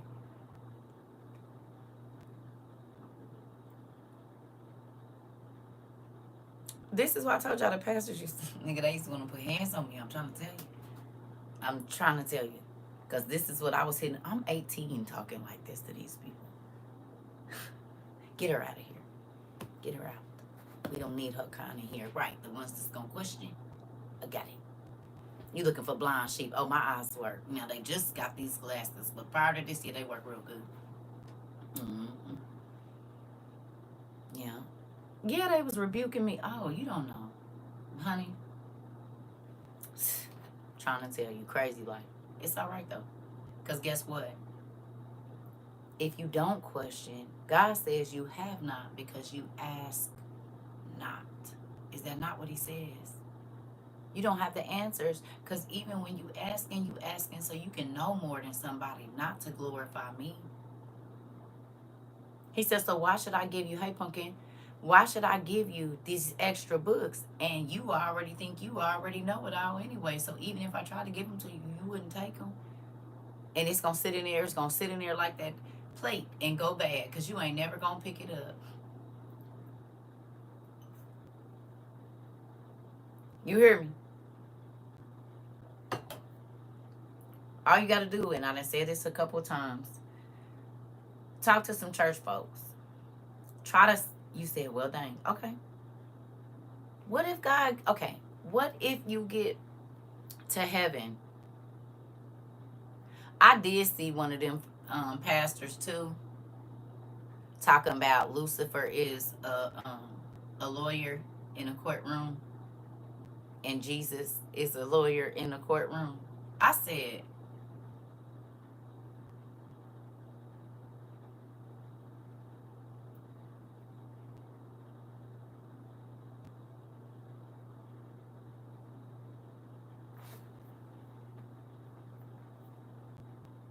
you seen it? Is that the one you was talking about? I just see. I said,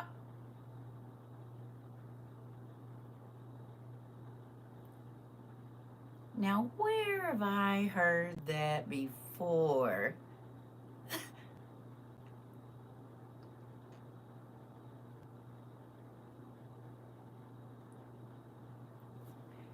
You said Lucifer on trial too. They tripping. Listen, you said I was thinking to myself, question ever. Listen, I said, no, shoot.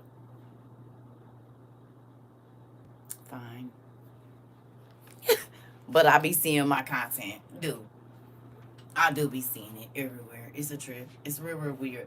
Remember, folks had a problem with my teaching style. Not anymore, I guess. Moving on. Moving on. All right. Here we go. So it says, so that Adam and Eve should be left in sorrow, and he should cut off their trust in God and make them deny him. But by the mercy of God, he could not burn the cave. For God sent his angel round the cave to guard it from such a fire until it went out. And this fire lasted from noonday until the break of day, and that was the 45th day. So WOIU students will be able to go and tell somebody, I know what happened to Adam and Eve the 45th day out of the garden. Lucifer tried to set their house on fire, but they didn't know that God had already put an angel around it to protect it. But they thought God did it to them and had the nerve to say, God, would you let us? Why you let this happen to us? Where we gonna live? Where we gonna eat? If he send us somewhere else, what if we don't like it over there? And all of this old crazy stuff. That's crazy. You didn't even see how God planned to provide for you or nothing. You just instantly went into woe is me. And my question to you today is, will it cause you to lose faith? Will the trouble that comes in your life cause you to lose faith? Because most times God has already taken care of it. Actually, every time he's already taken care of it. But you already start woe is me, and talking about all this bad stuff that's going to happen, and God has already taken care of it. So like you said, you didn't spoke the craziness over your own life, and that's all Lucifer needs you to do, is to start speaking it. He don't need you to do nothing else. Because the Bible says, so as a man think, whatever he say, that's who we going to be. That's what's going to happen in his life. So there are things that come up against us, and it's smoke and mirrors. But we don't take the time to stay around and watch God work. We already start giving the bad all of the praise. Hey, yeah. Fear could, yeah. Fear cancels faith. It does.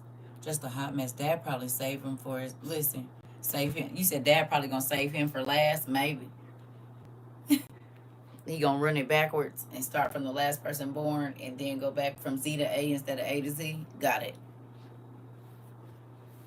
You know what would be real weird? If the last person born before God comes back, if their name does like start with a Z. Adam to whatever the last person's name is. That would be pretty cool. So hopefully reading that,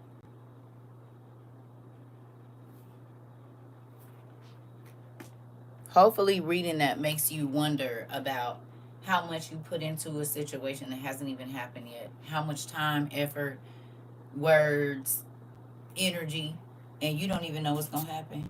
You said, no, he didn't say trouble wouldn't come. He just said it wouldn't prosper. This part, you ain't even got to the job yet. And you already talking about what's going to happen. And if this person said this to you, you ain't even got to work yet. My cousin pastor said, if you trust God, why do you worry so much? You talking about all of our survival stuff. I don't know why they confuse worry with being prepared. I don't know why they do that. If God told the Israelites, you got to fight against the Philistines, right? Should we not go get our swords and shields? Hello? Me getting into action because God said something is me moving. That doesn't make any sense. People is crazy. Being prepared and saying, I know this is coming, I know that is coming, so let me prepare, is not worry. But they feel like because they don't think about it, again, like I said with Joseph, if when God told Joseph it's going to be 7 years of good and 7 years of famine, if he would have said, oh, in the good years, because the good years was first, oh, I don't have to worry about that, everybody would have starved. But he got up and he did something about it because he believed when God said, okay, this first 7 years is going to be a lot of food. Then could you imagine going into the grocery store and it ain't been no food, really hardly no food in there for 7 years? Not 7 days, not 7 months, 7 years. So if God told you the first 7 years it's going to be abundant food, so while it is, You need to store up, because for 7 years there's going to be nothing in the grocery stores. Would you prepare? 7. For 7 years, it ain't gonna be nothing. And mind you, that's meat, that's vegetables, because if there's no vegetables, the animals can't stay alive. You can't make no grain and no dog food and no cow food and no nothing. So God said the second 3.5 years of the tribulation, it's not going to be no food in the stores. And if it is, the only way you're going to get it is to take an ID. And now they talking about what y'all said, that you might have to have your passport to go in the grocery store by the end of this year. An old boy said he wants you to have a wearable tracking device in the next 4 years. So my question is, why ain't folks stacking? If you believe the Bible and you believe that it's going to be 3.5 years of famine, why you not getting shelf-stable food? Because it ain't going to be nothing in the grocery store, or you just won't be able to buy it if you don't take the mark. Think about it. The same thing is being said about right now. People keep forgetting that we are in a food shortage and it is getting worse. So exactly what God said about the second 3.5 years, because 20 to 23 food was, because it was extra food stamps. It was, everybody was, you could get all kinds of stuff. Now you can't get none of that, and all of the things that were helping people make it are being taken away. And the food is not even really food anymore. The farms are failing because, and this ain't just in America, all around the world. So we're literally right now watching what happened in Egypt, and people are not paying any attention. They still partying, turning up, blowing money, this and that. The food is not nutritious, it's poisonous. You're right. Right. And this is why we started stocking food about 3-4 years ago. Some of us longer. But as a community here, about 3 years ago, we started prepping while vegetable was still semi good. Because right around that time was when our boy came out with a pill. I think what? In a year that we did this, he came out with a pill that wasn't real fruit no more. Or at least it got big. In 22 or 23, that's like knowing you're having a baby but not buying baby clothes or diapers. Exactly. You said my family going on a cruise next month. Baby, I will not be blowing. But we ain't blew no money in the last 3 years, though. I'm proud of all of y'all. Because we believe what God said and we got up and we moved, and that's not worry. See, you have to worry when you don't do what he say. But me being prepared for what's coming, that's not worry. That's not worry. That's being prepared. There's a difference. And there's a lot of people that they pastors told them they didn't have to worry, but they will, because they didn't prepare like God said. If God said the Philistines is about to attack you and you don't tell your army to get ready for attack, I mean, can you be mad that everybody got slaughtered? No, you cannot. Because he told you to get up. I mean, you make a sound and you get up and you get to moving. A lot of people, they don't want to hear it because it's going to kill their mood. Okay, we're going over there.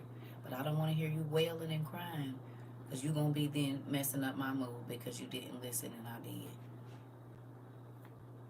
It's a scary thought. And I don't know if y'all seen it, but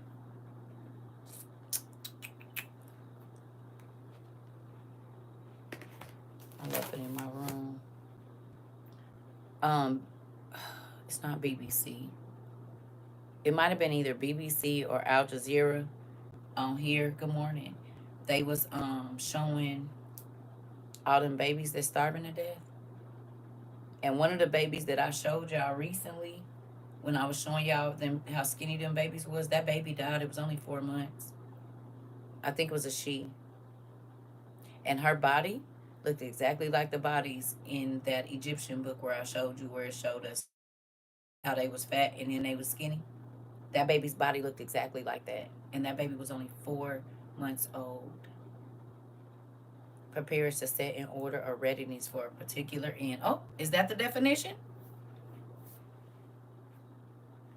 Prepare is to set in order or readiness for a particular end. Come on now.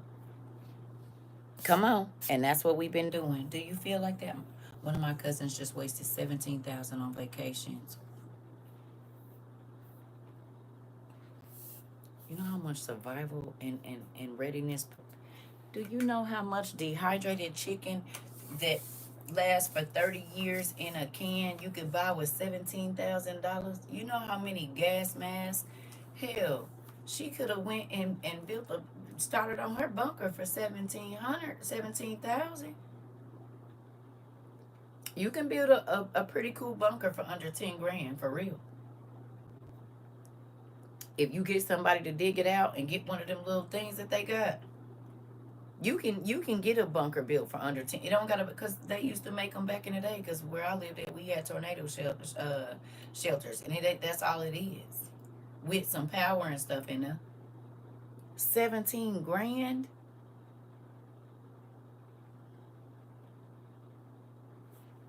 Crazy. Anyway, if you love your kids, this is the kind of stuff you need to have in your house. See how long that say right there? Shelf life up to 30 years, and all I need is some water. Who about to be hungry? You said took a great picture of the emergency food at Walmart, untouched, unnoticed, people not listening. Oh, I know. And then when it ain't no food, they're gonna say they could have told us. Why didn't they tell us? This food been on the counters, on the shelves for almost 4 years. Cause they start putting it on the shelves in 22, like April. How much supplies I could get with that? Yeah. He had the nerve to say he don't need to prepare because he know I'll take him in. I said the devil is, and you just spent 17 racks, and you think you about to come over here? Let me fry up my eggs and put me some look, let me go on and make me a little omelet with my dehydrated bell peppers and my dehydrated onions and my dehydrated tomatoes. And I might put me some of my freeze dried cheese on there on the top of it so it can be a little melty. Even though it ain't been no food in the store for 7 months. I could take me a couple of them chicken pieces, put them in here, go get some of my dehydrated bell peppers, dehydrated onions, dehydrated tomatoes, and shelf-stable cheese. And I'm going to have me an omelet like I'm at Bob Evans. And ain't been an egg in the stove in 7 months.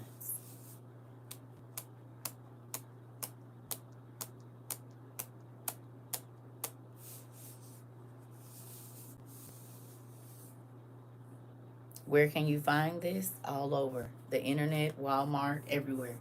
Sam's, Costco. They got it in the bag. They got it in the can. It don't matter. Yeah. That's crazy. $17,000. You know how much stuff you could buy right now? You could have all your gas masks, your tents, everything. Exactly with me, deal with the finances and car problems. He had the nerve to say he don't need to prepare. Listen.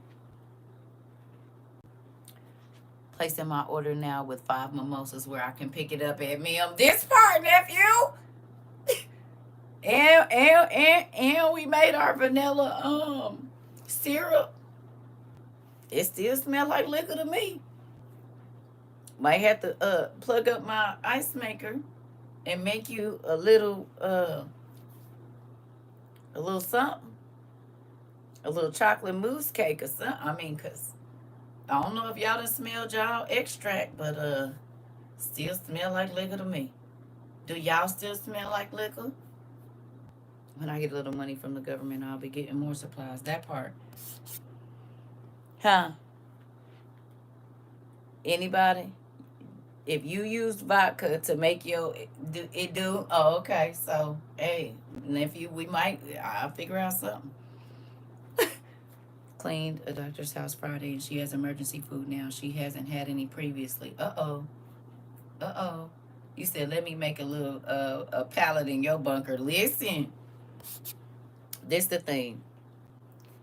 Blowing $5,000 to impress other people is real stupid right now. $5,000, it ain't gonna go as far as it did 3 years ago, but you definitely ain't about to be out here bad. If everybody in your, okay, so look, 2 years ago, when we was begging people to go get these and these, right? I started asking people to buy all of this stuff May, June 2022. Okay? Right? Some of y'all might not know this. Some of y'all do. We bought this potassium iodide, which helps stop. This is potassium iodide. It's for your thyroid so you don't die when they do like nuclear stuff and all that kind of stuff, like the particles in the air, right? Or biochemical warfare. This stops that, right? So look, in 22, when I was like, you need to have these for everybody in your house, everybody kept calling me crazy. Have y'all seen the mock attack on 4th of July? And it's a biochemical thing. And they said in the mock exercise, what was it? So many people died in one day.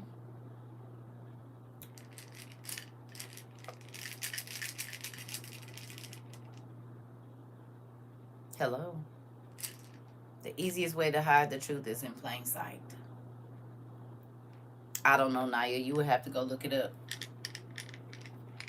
I have no idea, Pumpkin. I'm sure you probably can, though. Yes, BioLab caught on fire down the street from me. Oh, okay. Every person. Ooh. Okay, so hold on. Can you please show me again, Pumpkin? We use our manners here. Okay. We gotta use our manners. But I definitely will. But you gotta use your manners.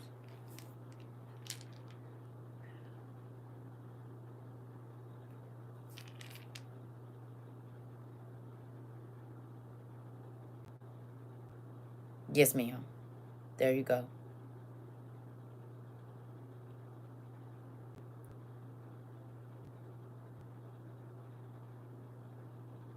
Okay. You need to have some of these for the people in your house. You probably need to have a few in your car so you can put a bottle in the car. You said you can't take. You're welcome, Pumpkin. Um, Bottle in the car, bottle in the house. Because folks don't believe, even with, it protects you and your fetus. Okay. Even with all of the crazy movies that we watch, people still don't think that this stuff is needed, and that's mind blowing to me. Especially now that we are in World War III. Y'all think they always just gonna use bombs? No. You ain't never seen chlorine gas? Go look at the images. Leave the world behind. It did. And there's been ton of movies before that. But if you go look at what a chlorine gas bomb does, just go look at Syria from like 2017, 16, 18, somewhere in there. Go look at what it did to them babies' eyes and see if that's what you want to see with your kids while you talking about what you don't need to prepare for. Go look and see what happened to them babies' eyes and their skin when they drop that chlorine down there on them babies. I'm talking about babies. Just go look. Since you don't need to prepare and you don't got to worry, just go look. Because, see, people fail to realize who's coming into power. The most evil being that has ever been made is about to be inhabiting a real body. Not that he already doesn't, but the whole world is going to see literally Lucifer in the flesh. And folks keep thinking it's just about to be a cakewalk. When back in the day, they was throwing people to lions, tigers, and bears and letting animal and tying people to horses and make them. Listen, you said you worked on the railroad. Good night. You said population reduction tactics. Uh-oh.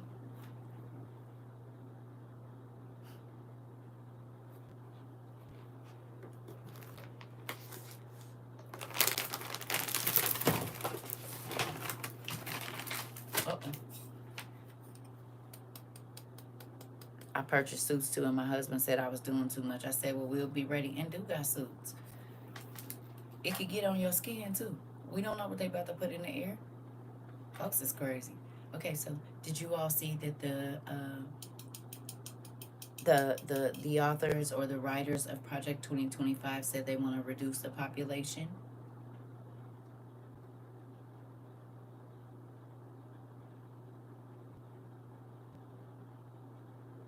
Did y'all see it?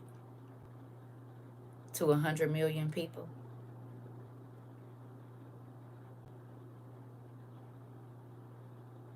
Hello?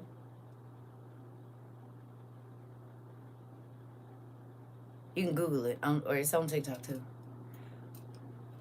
Do y'all remember me talking to y'all about the Georgia Guidestones? And then after we started talking about the Georgia Guidestones, they were damaged. And remember, I said on there, the Georgia Guidestones, it says that they want to keep the world's population under 500 million. I said, well, that would mean they have to get rid of 8 billion people.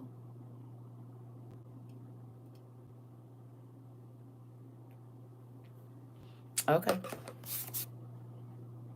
Same thing BG said in 2018, 10%. Okay. The first guideline on the stone said keep the world's population.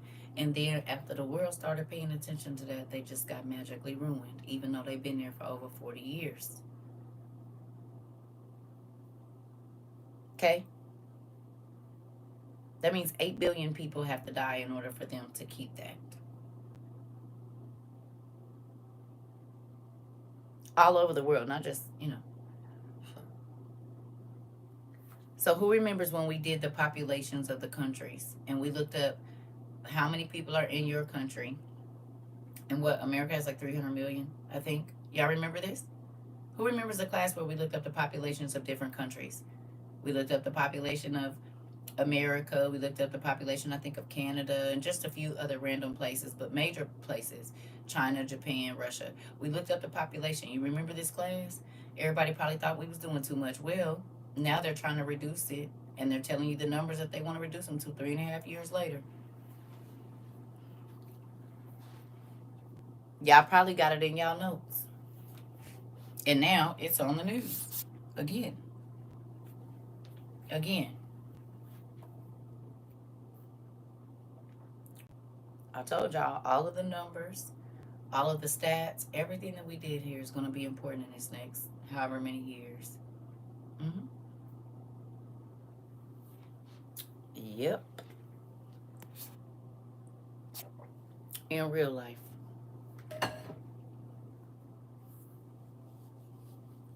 Well, it's a part of the plan. God said, how much of the population did He say was going to die at one time in these years? What did He say? It's a percentage, a fraction, as a matter of fact. You said my cat tuning in too. He didn't pop his head up and watching. That's because, a third or a fourth of the population is going to die at one time. I wonder after that or because of that, is that's how the smart cell is going to roll out like the fifth element? Probably. Yeah. It either says a third or a fourth, depending on what version you read. But yeah, how they going to do that? At one time? Remember when we went and watched the movies about Outbreak and all of that? What was that, last year? Or was it the end of 23 that we went and watched movies about Outbreak and stuff like that? Do y'all remember?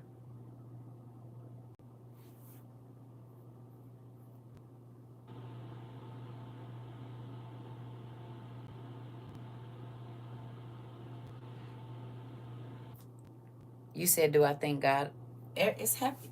Do I think God is going to let that happen on this turf? He's the one that said it would.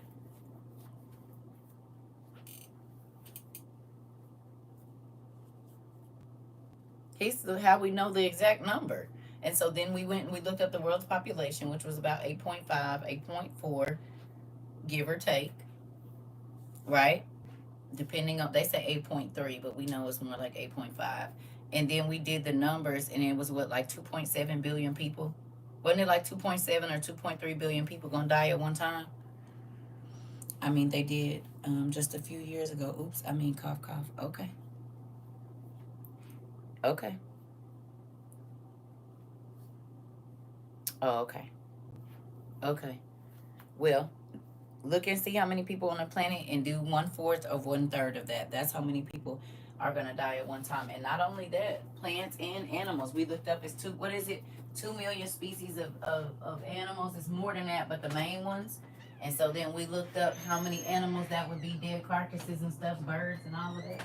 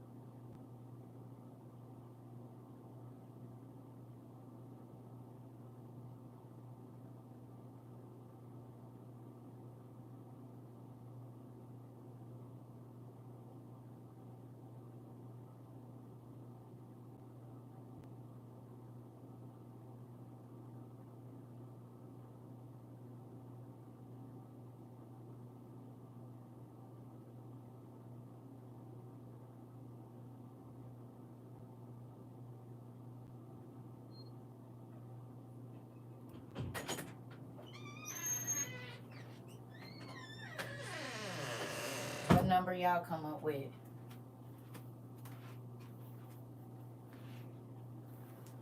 What number y'all get? The rapture. The it ain't no rapture. They lied to us, baby. And I grew up thinking it was a rapture too until I really started reading for myself and I saw it don't say that nowhere in there. In First Thessalonians it says, after you have endured all of the tribulation, then God is gonna come back. But people think because it says that he's gonna come on a cloud in the sky prior to Revelations, that he's picking us up before that. But that's not how that works. Because even in that scripture, it talks about it. You said insects are in the trillions. I mean, uh, wow. Okay. That's scary. Because that's what the pastors have lied and told them. You hear me? So, it's 24 billion and 300 million what? Animals?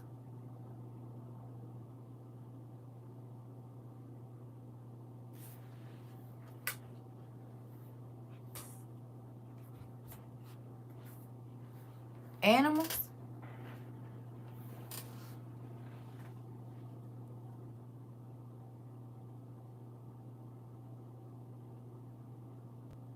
You said auntie called me crazy because I said it wasn't no rapture. My mama won't listen to it either.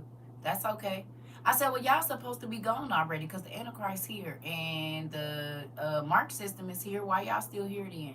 Y'all said that was for people that was left after the rapture, but the mark is already here. And paying with your hand is already here too. So why y'all ain't gone yet? Hello. But again, it's because they don't study, and 8.23 billion people, 1/3 is 2.74 billion. I said about 2.7. Yep. Oh, I know. They heavy in church, not heavy in God. That's the difference.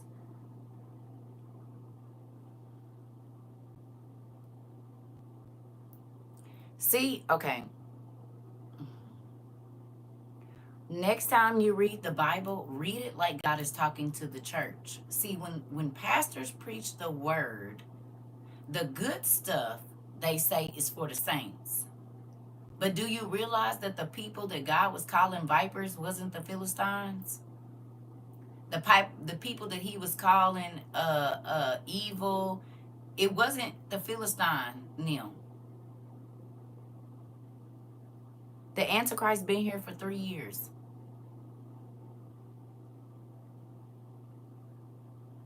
You understand, it says when the Jews say they found their Messiah, they found him 3 years ago. They celebrated and everything. That's why it's okay. Yeah. You can look him up. That's why they're doing everything with the temple now. That's why they're rushing to do all of that. He's been here. Been here. This is why the red heifer, after he came out, go look it up, y'all. Go look it up. Yes, his name is Yanuka Rav Shalom. He came out. They found him wandering in the desert in late March, April of 2022. Right? 2 months after that is when they found the red heifers to send over to Israel. They got over there, what, August, September on the boat. Yeah. That's why they rushing. He didn't have no parents and and the scripture says when they say Christ is in the desert, don't believe them. Well, the Jews found their Messiah 3 years ago. They got billboards up about it. They was all at the Wailing Wall and everything. And that's why I be saying y'all following. Girl, I don't know. YANUKA, I believe. Girl, see, can you shall find Naya? No, Auntie didn't give you the answers. You know how we do over here. No. Yanuka Rav Shalom. I believe that's his name. Yeah. Ain't that crazy how the church people... Listen, I know the church people don't know because I talk to pastors. My brothers are ministers, everything. And I ask them, do you know the Antichrist been here? My brother teaches several times a week. I got uncles that's whole pastors, everything. They don't even know. I said, did you know the red heifers got over to Israel? Really?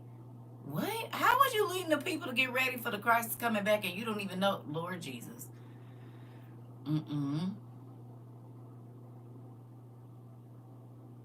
That's scary to me. And that's why they telling people they don't have to prepare because they ain't going to be here for that. Amazon 1 been here for 4 years. Almost 5 now. 5 years now. Amazon 1, where you pay with your hand, has been out for 5 years. And now the people in leadership are saying that you have to prove who you are and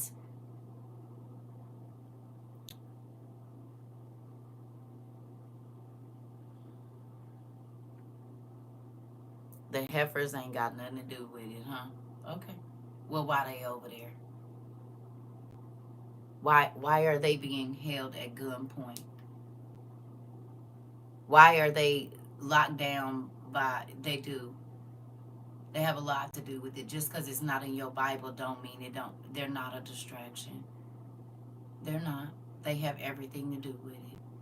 Everything. And just because it's not in the KJV don't mean that's not what it is. But again, everything ain't in there.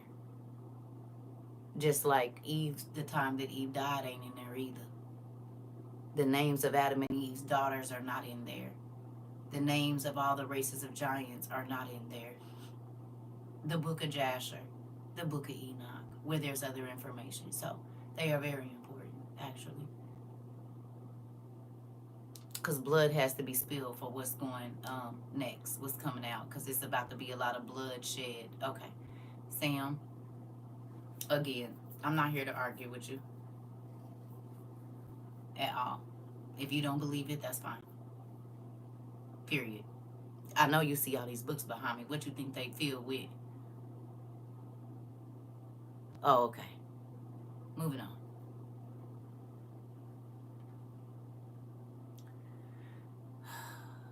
Folks, it's crazy. Anyway, 2 months after the Jews found their Messiah, the red heifers were found over there in Corpus Christi, and then they were shipped over there. You said, yep, 5 of them in September of 2022. I know. This is why when people be talking crazy, I just let them be. Top of the morning. Okay? You hear me? I just let them be because I'm only talking to the people that's listening.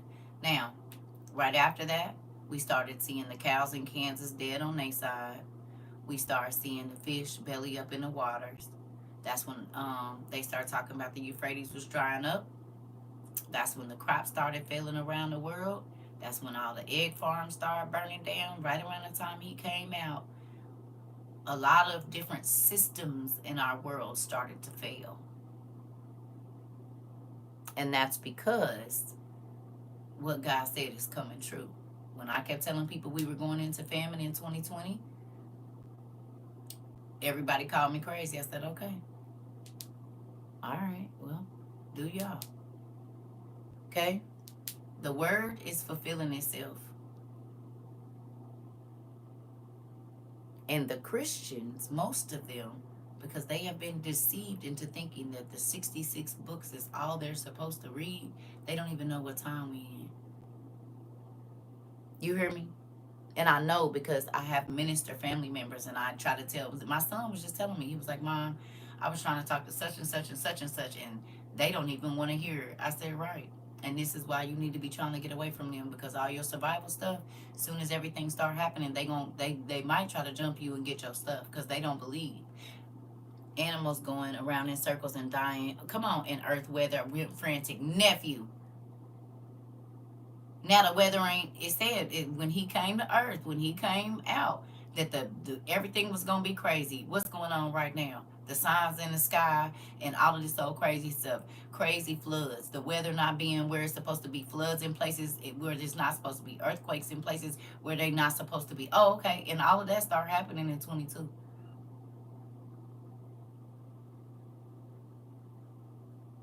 Oh, okay. Aliens showing up, beings showing up.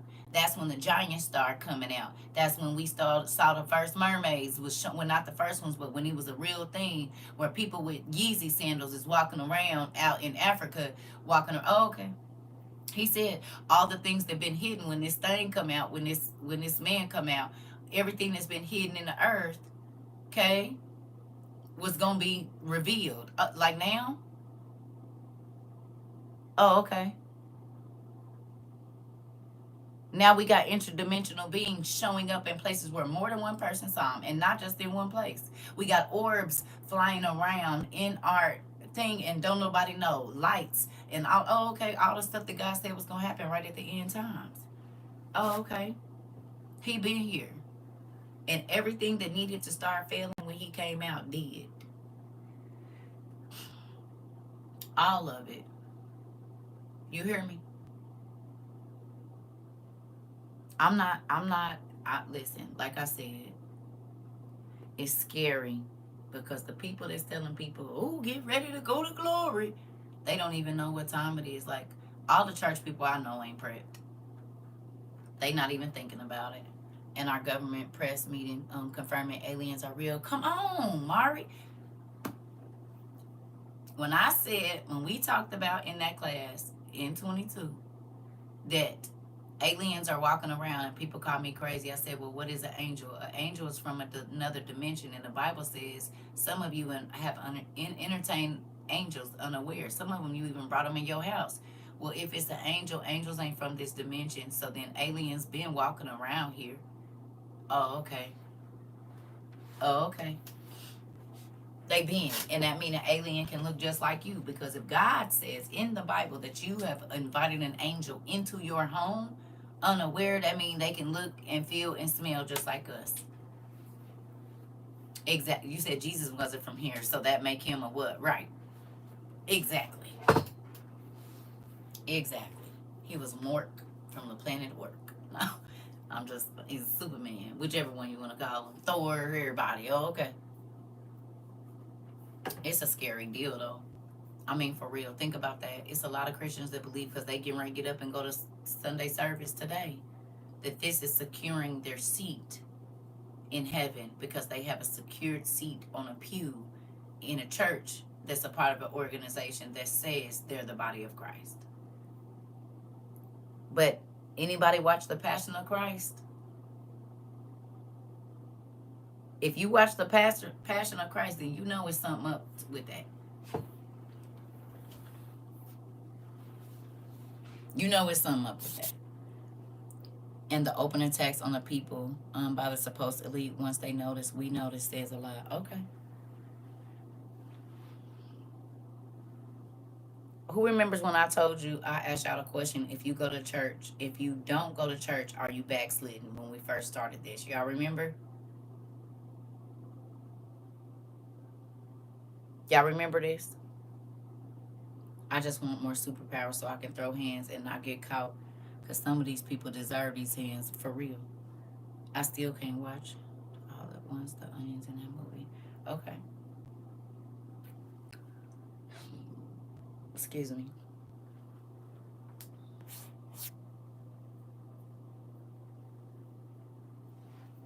A lot of the things that we talked about in the first year here are fact now, right? So even Minister Farrakhan just told the Muslims of America and wherever people follow him, it might come a time where you're not even able to go to the mosque. Do y'all remember me telling y'all it's going to be a time when you're not going to be able to go to church, or you're not going to be able to openly confess?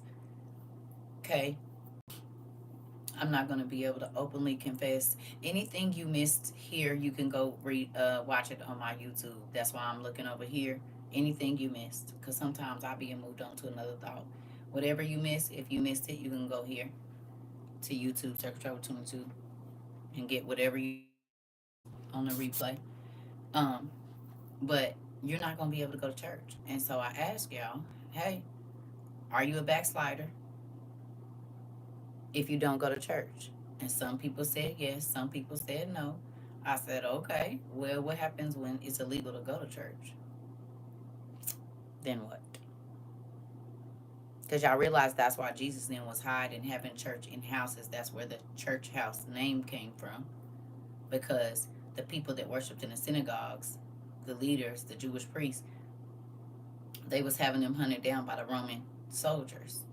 So this is why they was constantly have to move. So if you don't go to church, are you backslid? Because that's what we was taught. If you ain't coming to church, you didn't backslid out the church. That's not the truth.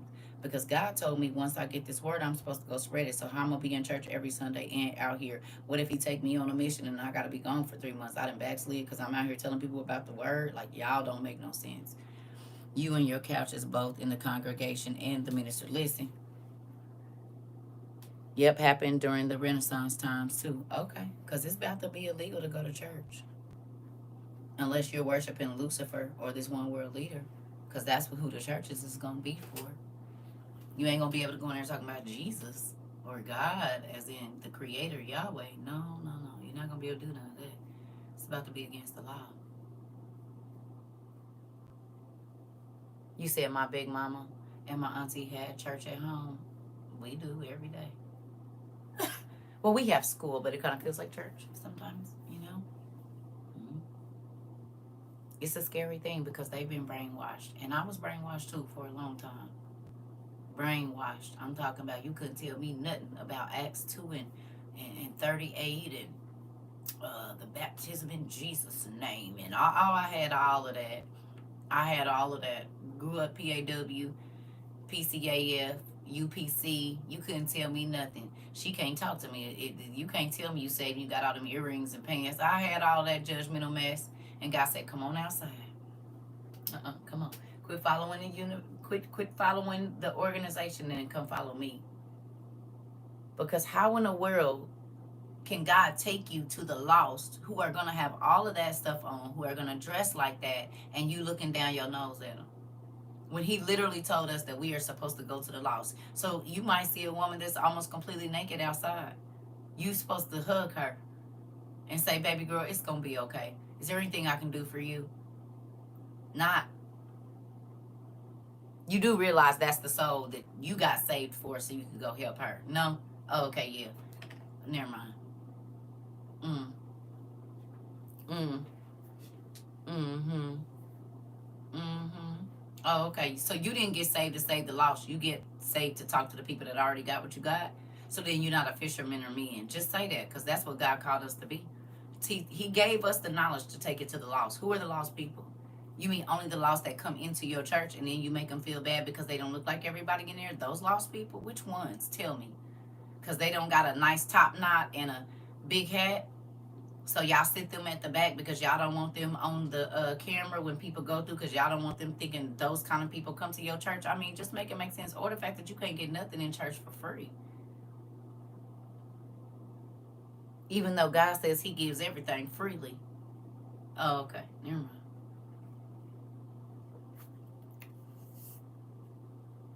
I'm listening. Hello. You hear me? That's crazy. It's a lot of lost people out here because the church ain't doing their job. Because if you got so much Jesus, why it ain't extending out into the world? Why do it stop at the church doors? Your kindness and your grace and your mercy, because you know your pastor cheating on his wife and you'll give, oh, pastor just going through something. We all fall, pastor. What about the man that's out there selling his tail? Because his mama used to sell it before he even knew what it was good, what it was used for. And now he done got something he can't get rid of, and now everybody acting like it's his fault that he in the situation he in. Whole time mama been trafficking the boy since he could barely walk, leaving him with Mr. Paul and them and stuff. But we not gonna talk about that. We not gonna talk about none of that, right? He just messed up because he want to be out there because that's how he want to live. Really? That's crazy. I was told I waste my money by getting survival stuff. Then be the same people coming over to your house talking about, I can't believe you're gonna let my kids starve. And I would say, I wouldn't waste my food like that. What? You said it was a waste of money to buy this survival stuff, right? Why would I give you something that you feel like is a waste? You didn't waste your money on it. I probably shouldn't have wasted mine either, huh? All the while making my chicken omelet, and it ain't been no chicken and no omelets, eggs in the stove for 6 months. Oh, okay. Because a lot of the people that called y'all crazy 2 years ago is talking about they coming to your house, ain't they? Ain't that? Well, if anything goes bad, me and my kids just gonna come over here. The devil is a lie. You don't believe in it. There's no reason for you to worry, right? So why would you come to the place where all the survival stuff is at? Oh, okay, you didn't need it, so stay at your house. Ignore your stomach growling and the darkness that you and your children are in, like you ignored them texts and the scriptures I was sending you and the post that you needed to go and get your stuff. Do keep the same energy, please. You said you almost got fired because you fed a homeless man. That's okay, God. If you would have got already, you said it was a lady that woke up in a morgue, ran the street. It took her a while to catch her. She was famous to us. Interesting. You said you want your kids to be in the dark. Well, let them be in the dark then. What they got to do with me? Because if they hit this grid, who ain't about to be feeling around like a blind mice is me.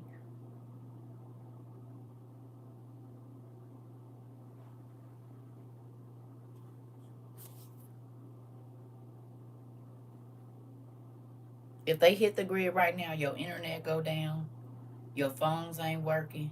How you gonna get the news? Ain't no TV. How you gonna light your home? Because candles gonna run out real quick because everybody about to go out and buy them. You got a generator, gas gonna run out real quick. You ain't seen these hurricanes folks be fighting over. I'm just trying to figure out why you ain't preparing before it happened, because God even told us in the Bible it's gonna be a time of darkness and you still think you don't need to go get nothing, huh? Okay.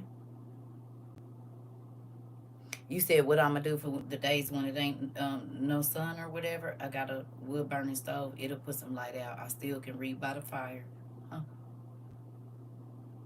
If I need to go outside and it's toxic out there, I can breathe outside. And I got a suit to put over my skin and waterproof boots. Huh? Good morning, Sarah. You can get them everywhere, Hope. Just Google rechargeable light bulbs.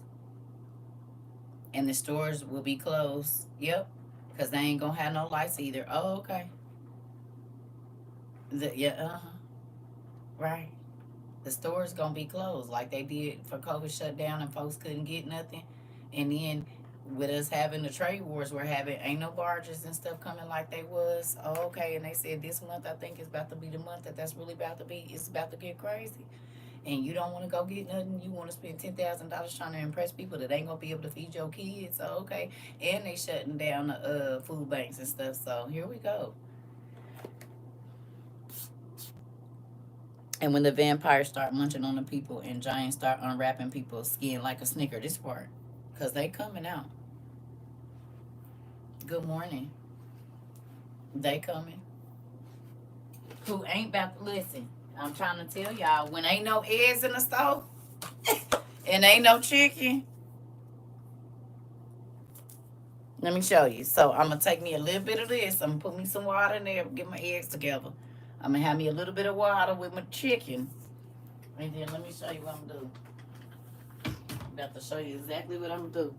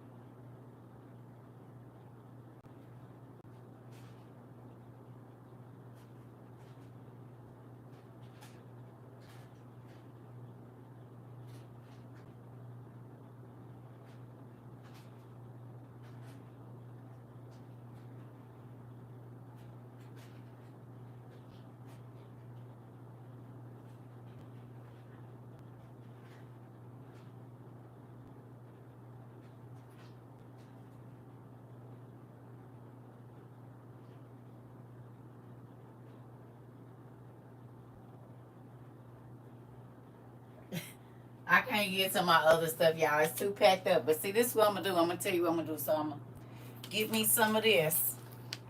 I'm gonna put a little bit of that in my eggs water so I can have it seasoned up real good.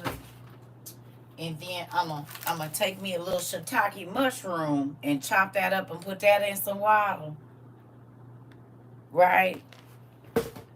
Then I might add me a little broccoli in my omelet.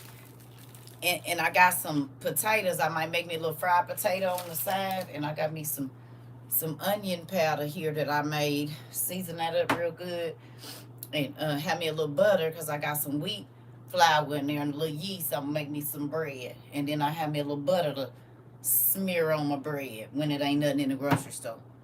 Oh, and might, just might, because I got some cocoa powder. Have me some chocolate milk. I might have me some chocolate milk. I just might be able to do that. So I have me a omelet with. You said don't forget the French toast and vanilla syrup. This part, and right, because I got my vanilla extract in there that I already done made. Do you see? You can keep playing. You hear me? They got powdered honey, pa- dehydrated cheese. Who ain't about to have no cheese? I couldn't get my cheese down because it's on the shelf. Who? You understand? Who? You said people coming for real. What people? Oh.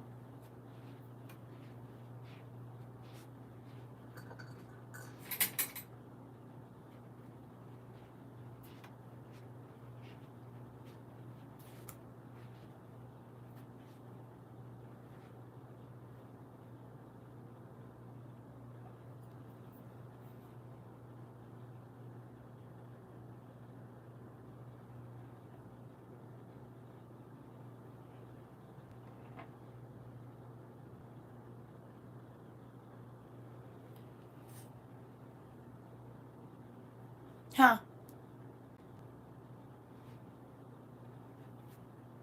Huh?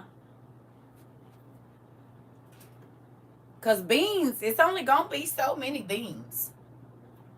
It's only going to be so many beans. After that, you can't. Oh, okay. It's only so many beans you got. Oh, okay. Your little pea shooter's going to run out after a while. If you don't get popped first. Because, see, that's the problem with thinking you're going to run into somebody else. They know their house better than you do. And, see, we got stuff for, like, I don't got to cook that, though. All I got to do is put some warm water on that, cold water, let it, and then I can boil the water, put a lid on it, and put it in a bowl. It's still going to cook. I don't got to do nothing. You ain't going to smell nothing because all of my stuff only need hot water to get together. So I can make the same thing that hunters make. Whatever that little cup buddy thing is called. Cup of buddy, the buddy or whatever. With the foil. And I got a whole stove, a sun stove. You ain't about to smell nothing. It's going to be in there. My husband was just saying that guns run out. Yeah, they do. Yeah, they do. And that's why it's other stuff in here. What? I'm trying to hold on to my beans now. And you know you can't type words like that, pumpkin, because you got to find another way. And pew pew is not it because they know what that is too. And then that's why they be getting flag stuff. But yeah.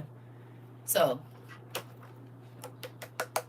you said why people trying to slurp their Jordan spaghetti. And their Balenciaga salads. That's the kind that's gonna be. You said kind of tough. Like an old tire. I'm trying to tell you. I hope your Balenciaga bacon be good now. Your Tesla teriyaki. I got all my stuff from Amazon. I have 2 lists on YouTube.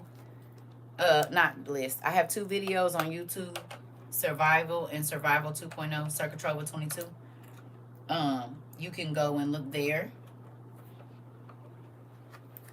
And it goes through a lot. Now, I don't put everything on there, but it's a lot of stuff. And then the more videos you watch at different times, I was showing stuff like we got portable refrigerators.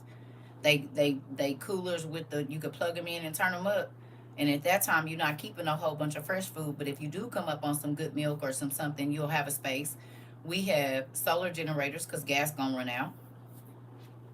That part. Singing. What? Fire. You said why they wrestling for the last of the raviolis. I'm trying to tell you. Right. You hear me?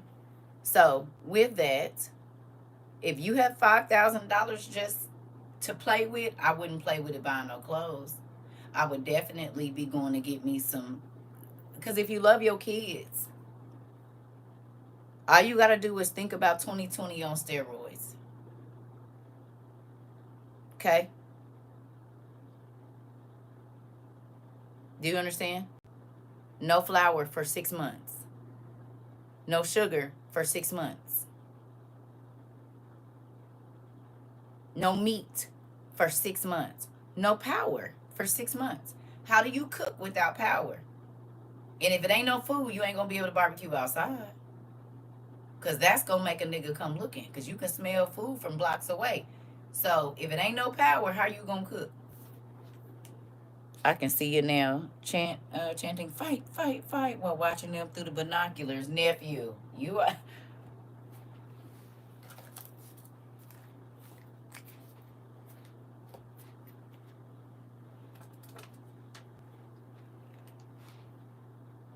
A person approaching at 12 o'clock. You see him? Yeah. Look at the one in the red. He got her bread. He got her bread. Look at nigga. The bread flying all over the place. Look at the kid trying to hurry up and pick up. You see him? Heck no, nigga. Look at look at him fighting over the water. They just spilled the water. Walked all the way down there from the river and then spilled the damn water. Yeah, that's all right. Okay. All right, I'll talk to you in a minute. Yeah.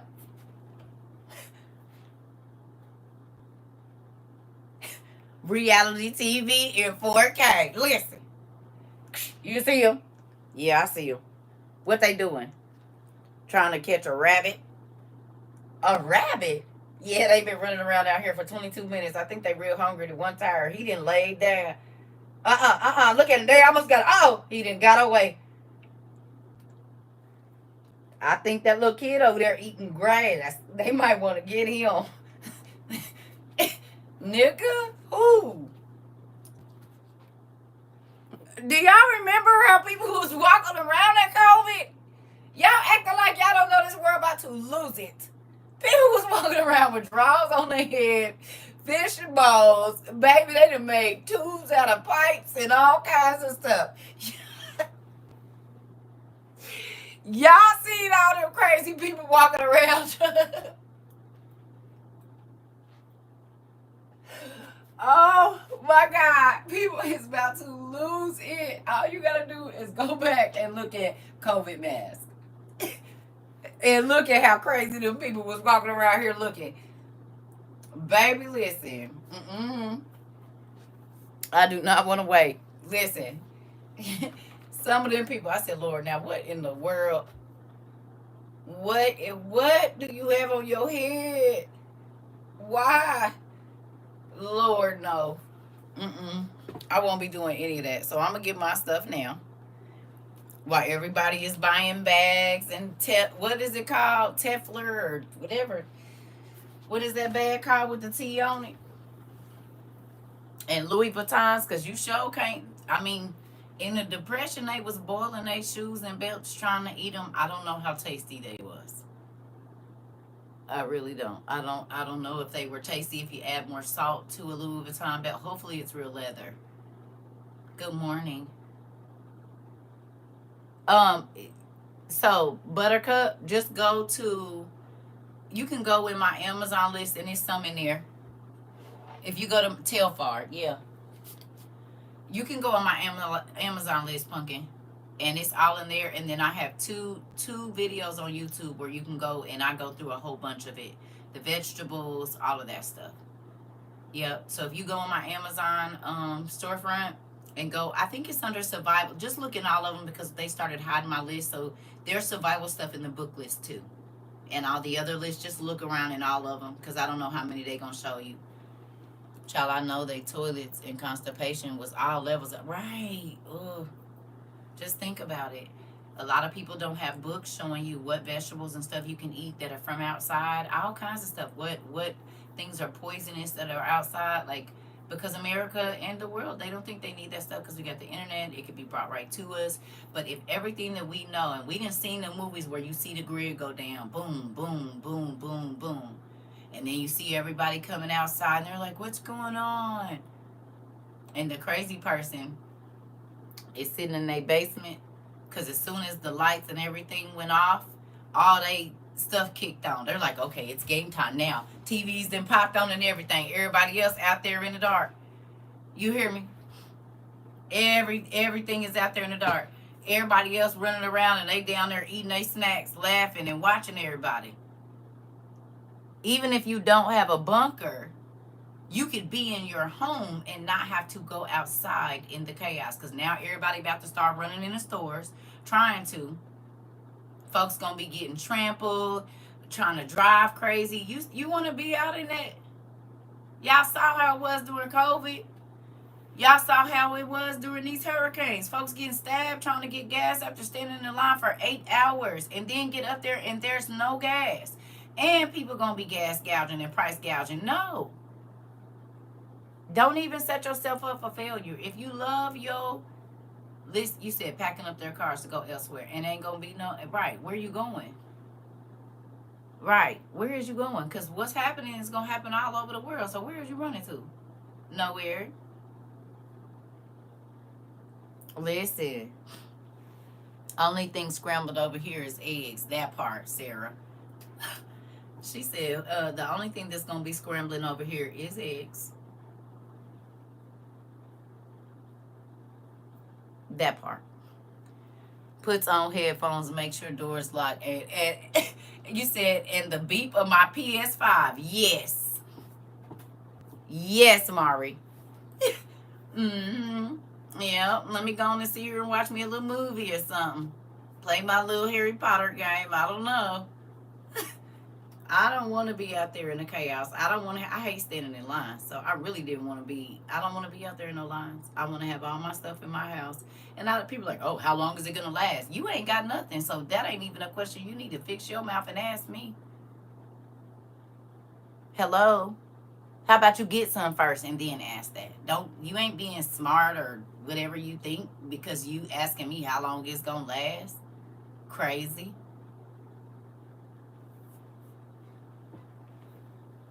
Nuts. I'm about to buy a old CD player and headset gonna be in my house bopping for real. Listen, they gonna be out there running crazy. We ain't gonna have to do all that because we went on to learn what we were supposed to learn.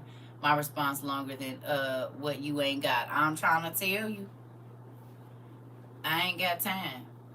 If you don't want to protect your family and you want to put yourself in a situation where if something comes when God has people kept acting like they knew when COVID was gonna hit, and then even after people were saying, oh, you might want to go get some. Oh, I ain't getting nothing, I ain't worried about it, y'all out here panicking. Then was the same people fighting in the line trying to get toilet paper, huh? Pushing over old ladies. Hello.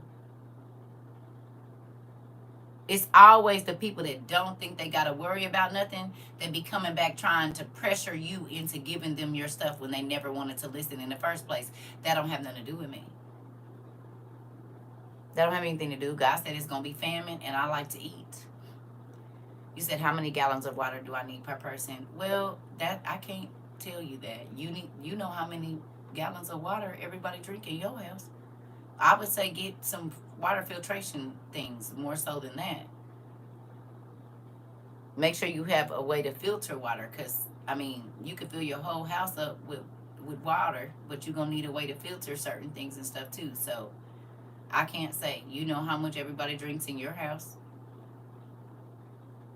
If they drink more than a gallon a day, 2 gallons a day, but then you got to think about water for cleaning, water for cooking, water for washing your tail, water for your animals. If you got them, because I don't have animals, so that's one answer I can't give you. You have to determine that by how many people. But what I did before I just stocked up on a whole bunch of water is I went and bought several different forms of water filtration. As much water filtration, and we got water filter straws. We have a pure well. We have a couple different things to try to filter the water in gardens for where there are shortages. This part, I don't want to be hungry. I don't want to be cold. So we have wool blankets. We have portable wood burning stoves, like old small pot, the camping stoves now that look like the potbelly stoves, but they square. We got those.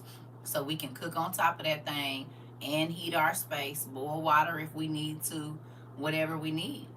Because if they hit the power, most people's houses are all electric. And even if they do hit the power, the electric push the gas through the pipes. So unless you just sitting on propane like that, how else will you cook? How else will you heat your home? How else will you light your space in all of this? And people don't think about that because everything is right here with us. We can just tap. But what about when this grid go down and ain't no internet?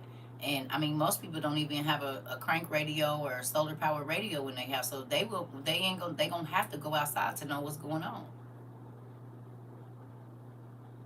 And it's right here somewhere in my bag. We even got radiation meters to detect the levels of radiation around us. Like it's not. We believe what God said that He gonna come and destroy the earth, and if you do, then you prepare. Now we all gonna die. It ain't nothing we can do about it. But you don't gotta suffer real crazy. You don't gotta starve the whole time. Because the Bible said women gonna be taking their kids up in their heels to eat them. So. And I don't want to have to eat my grandkids or kids or nothing like that. Be looking at them like a chicken on the cartoons. So I'm going to buy some real chicken. Rice, beans, powdered potatoes. And you can make them yourself. You can go buy a 5-pound bag of potatoes. Boil them. Excuse me. Or blanch them. and then let them cool off. Put them in an oven or a dehydrator and make your own powdered potatoes. And not accidentally unaliving yourself from doing stupid stuff, which is why all the survival books come in handy for there will be no Siri, Google, Alexa, or libraries. This part. Okay? You said tuna fish. Yeah, it's a lot of stuff. I'm just saying, you can start if you're gonna spend $100 on a device or $200 on a device, let it be a 10 tray dehydrator. So you can dehydrate milk, you can dehydrate vegetables, fruit, herbs, spices, all of that. You can dehydrate soup. You can make your chop. That's what a chili mix is, that you just go and pour the water in there. It's dehydrated chili. So you can put all your spices, no oil, but all your spices and all of that stuff in there, not your meat. Don't do your meat. You got to do your meat separate. But the everything except for the meat. You can put all your beans, corn, tomatoes, all of that stuff in there. Cook it like you normally cook it. Let it cool off and put it in your dehydrator and make your own chili mix, and then put it in Mylar bags and put it up. You don't have to be hungry. It's a choice. I know it took about 6 propane canisters for me to survive for the whole month when I lived in an RV. Okay. This. And people don't want to believe it, but it'll be just like COVID, which sucks. People be out there running crazy, acting crazy, all on 100 when they could have took this time for the next 4 months to think, okay, if I turn out my breaker, what in this house can I use? So if there's no power, you won't be able to use the stove, coffee maker, microwave, what you call that thing? Air fryer, none of that. You only got a certain amount of time to eat all that food that's in your freezer. And then if you cook it all, how you gonna keep it? Because there's no refrigeration. Everybody run out and buy ice.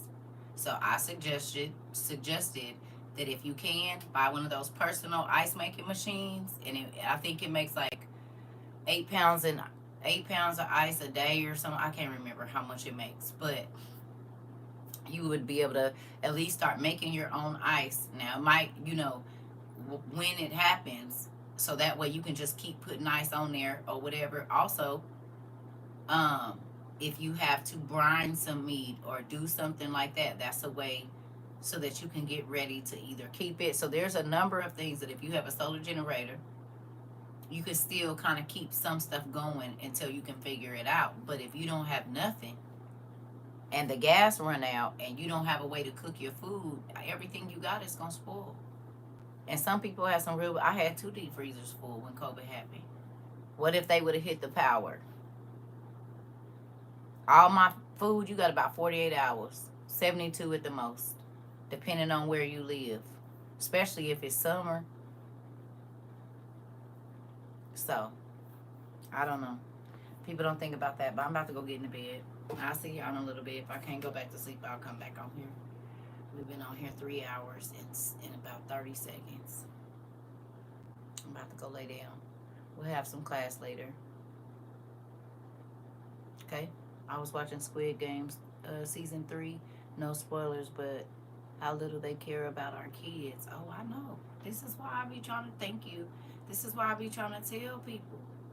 They not going, people think the government, they not about to do your kid. You see what they did in Syria? It's a 4-month-old baby that they just plopped down on a silver table. This baby starved to death. And I think they said it's been like 66 newborns that have starved to death. A newborn. Mama ain't got enough food in her to even make milk out of her boobs. Like, what? And you want to still be trying to run around here and buy the most expensive thing, but you ain't got nothing if they hit this power over here or do whatever. People is crazy. If they do a biochemical attack on the July 4th, how many Americans you think got gas masks in their house?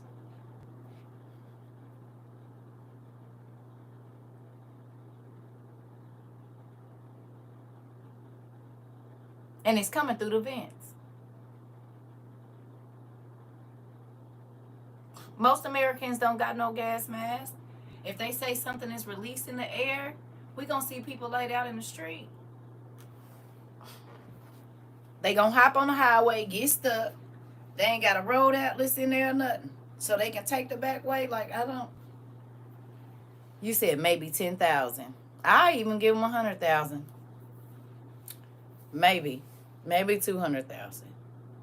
Maybe, but it's a lot of because most people around the world don't believe it until they see it, which is too late. It's too late to believe in it then. So that's the scary part. But anyway, I love y'all. I'm about to go. I will talk to y'all in a little bit. If I can't go to sleep, I'll get back up. But I've been up since 12, so I'll go lay down. See y'all later.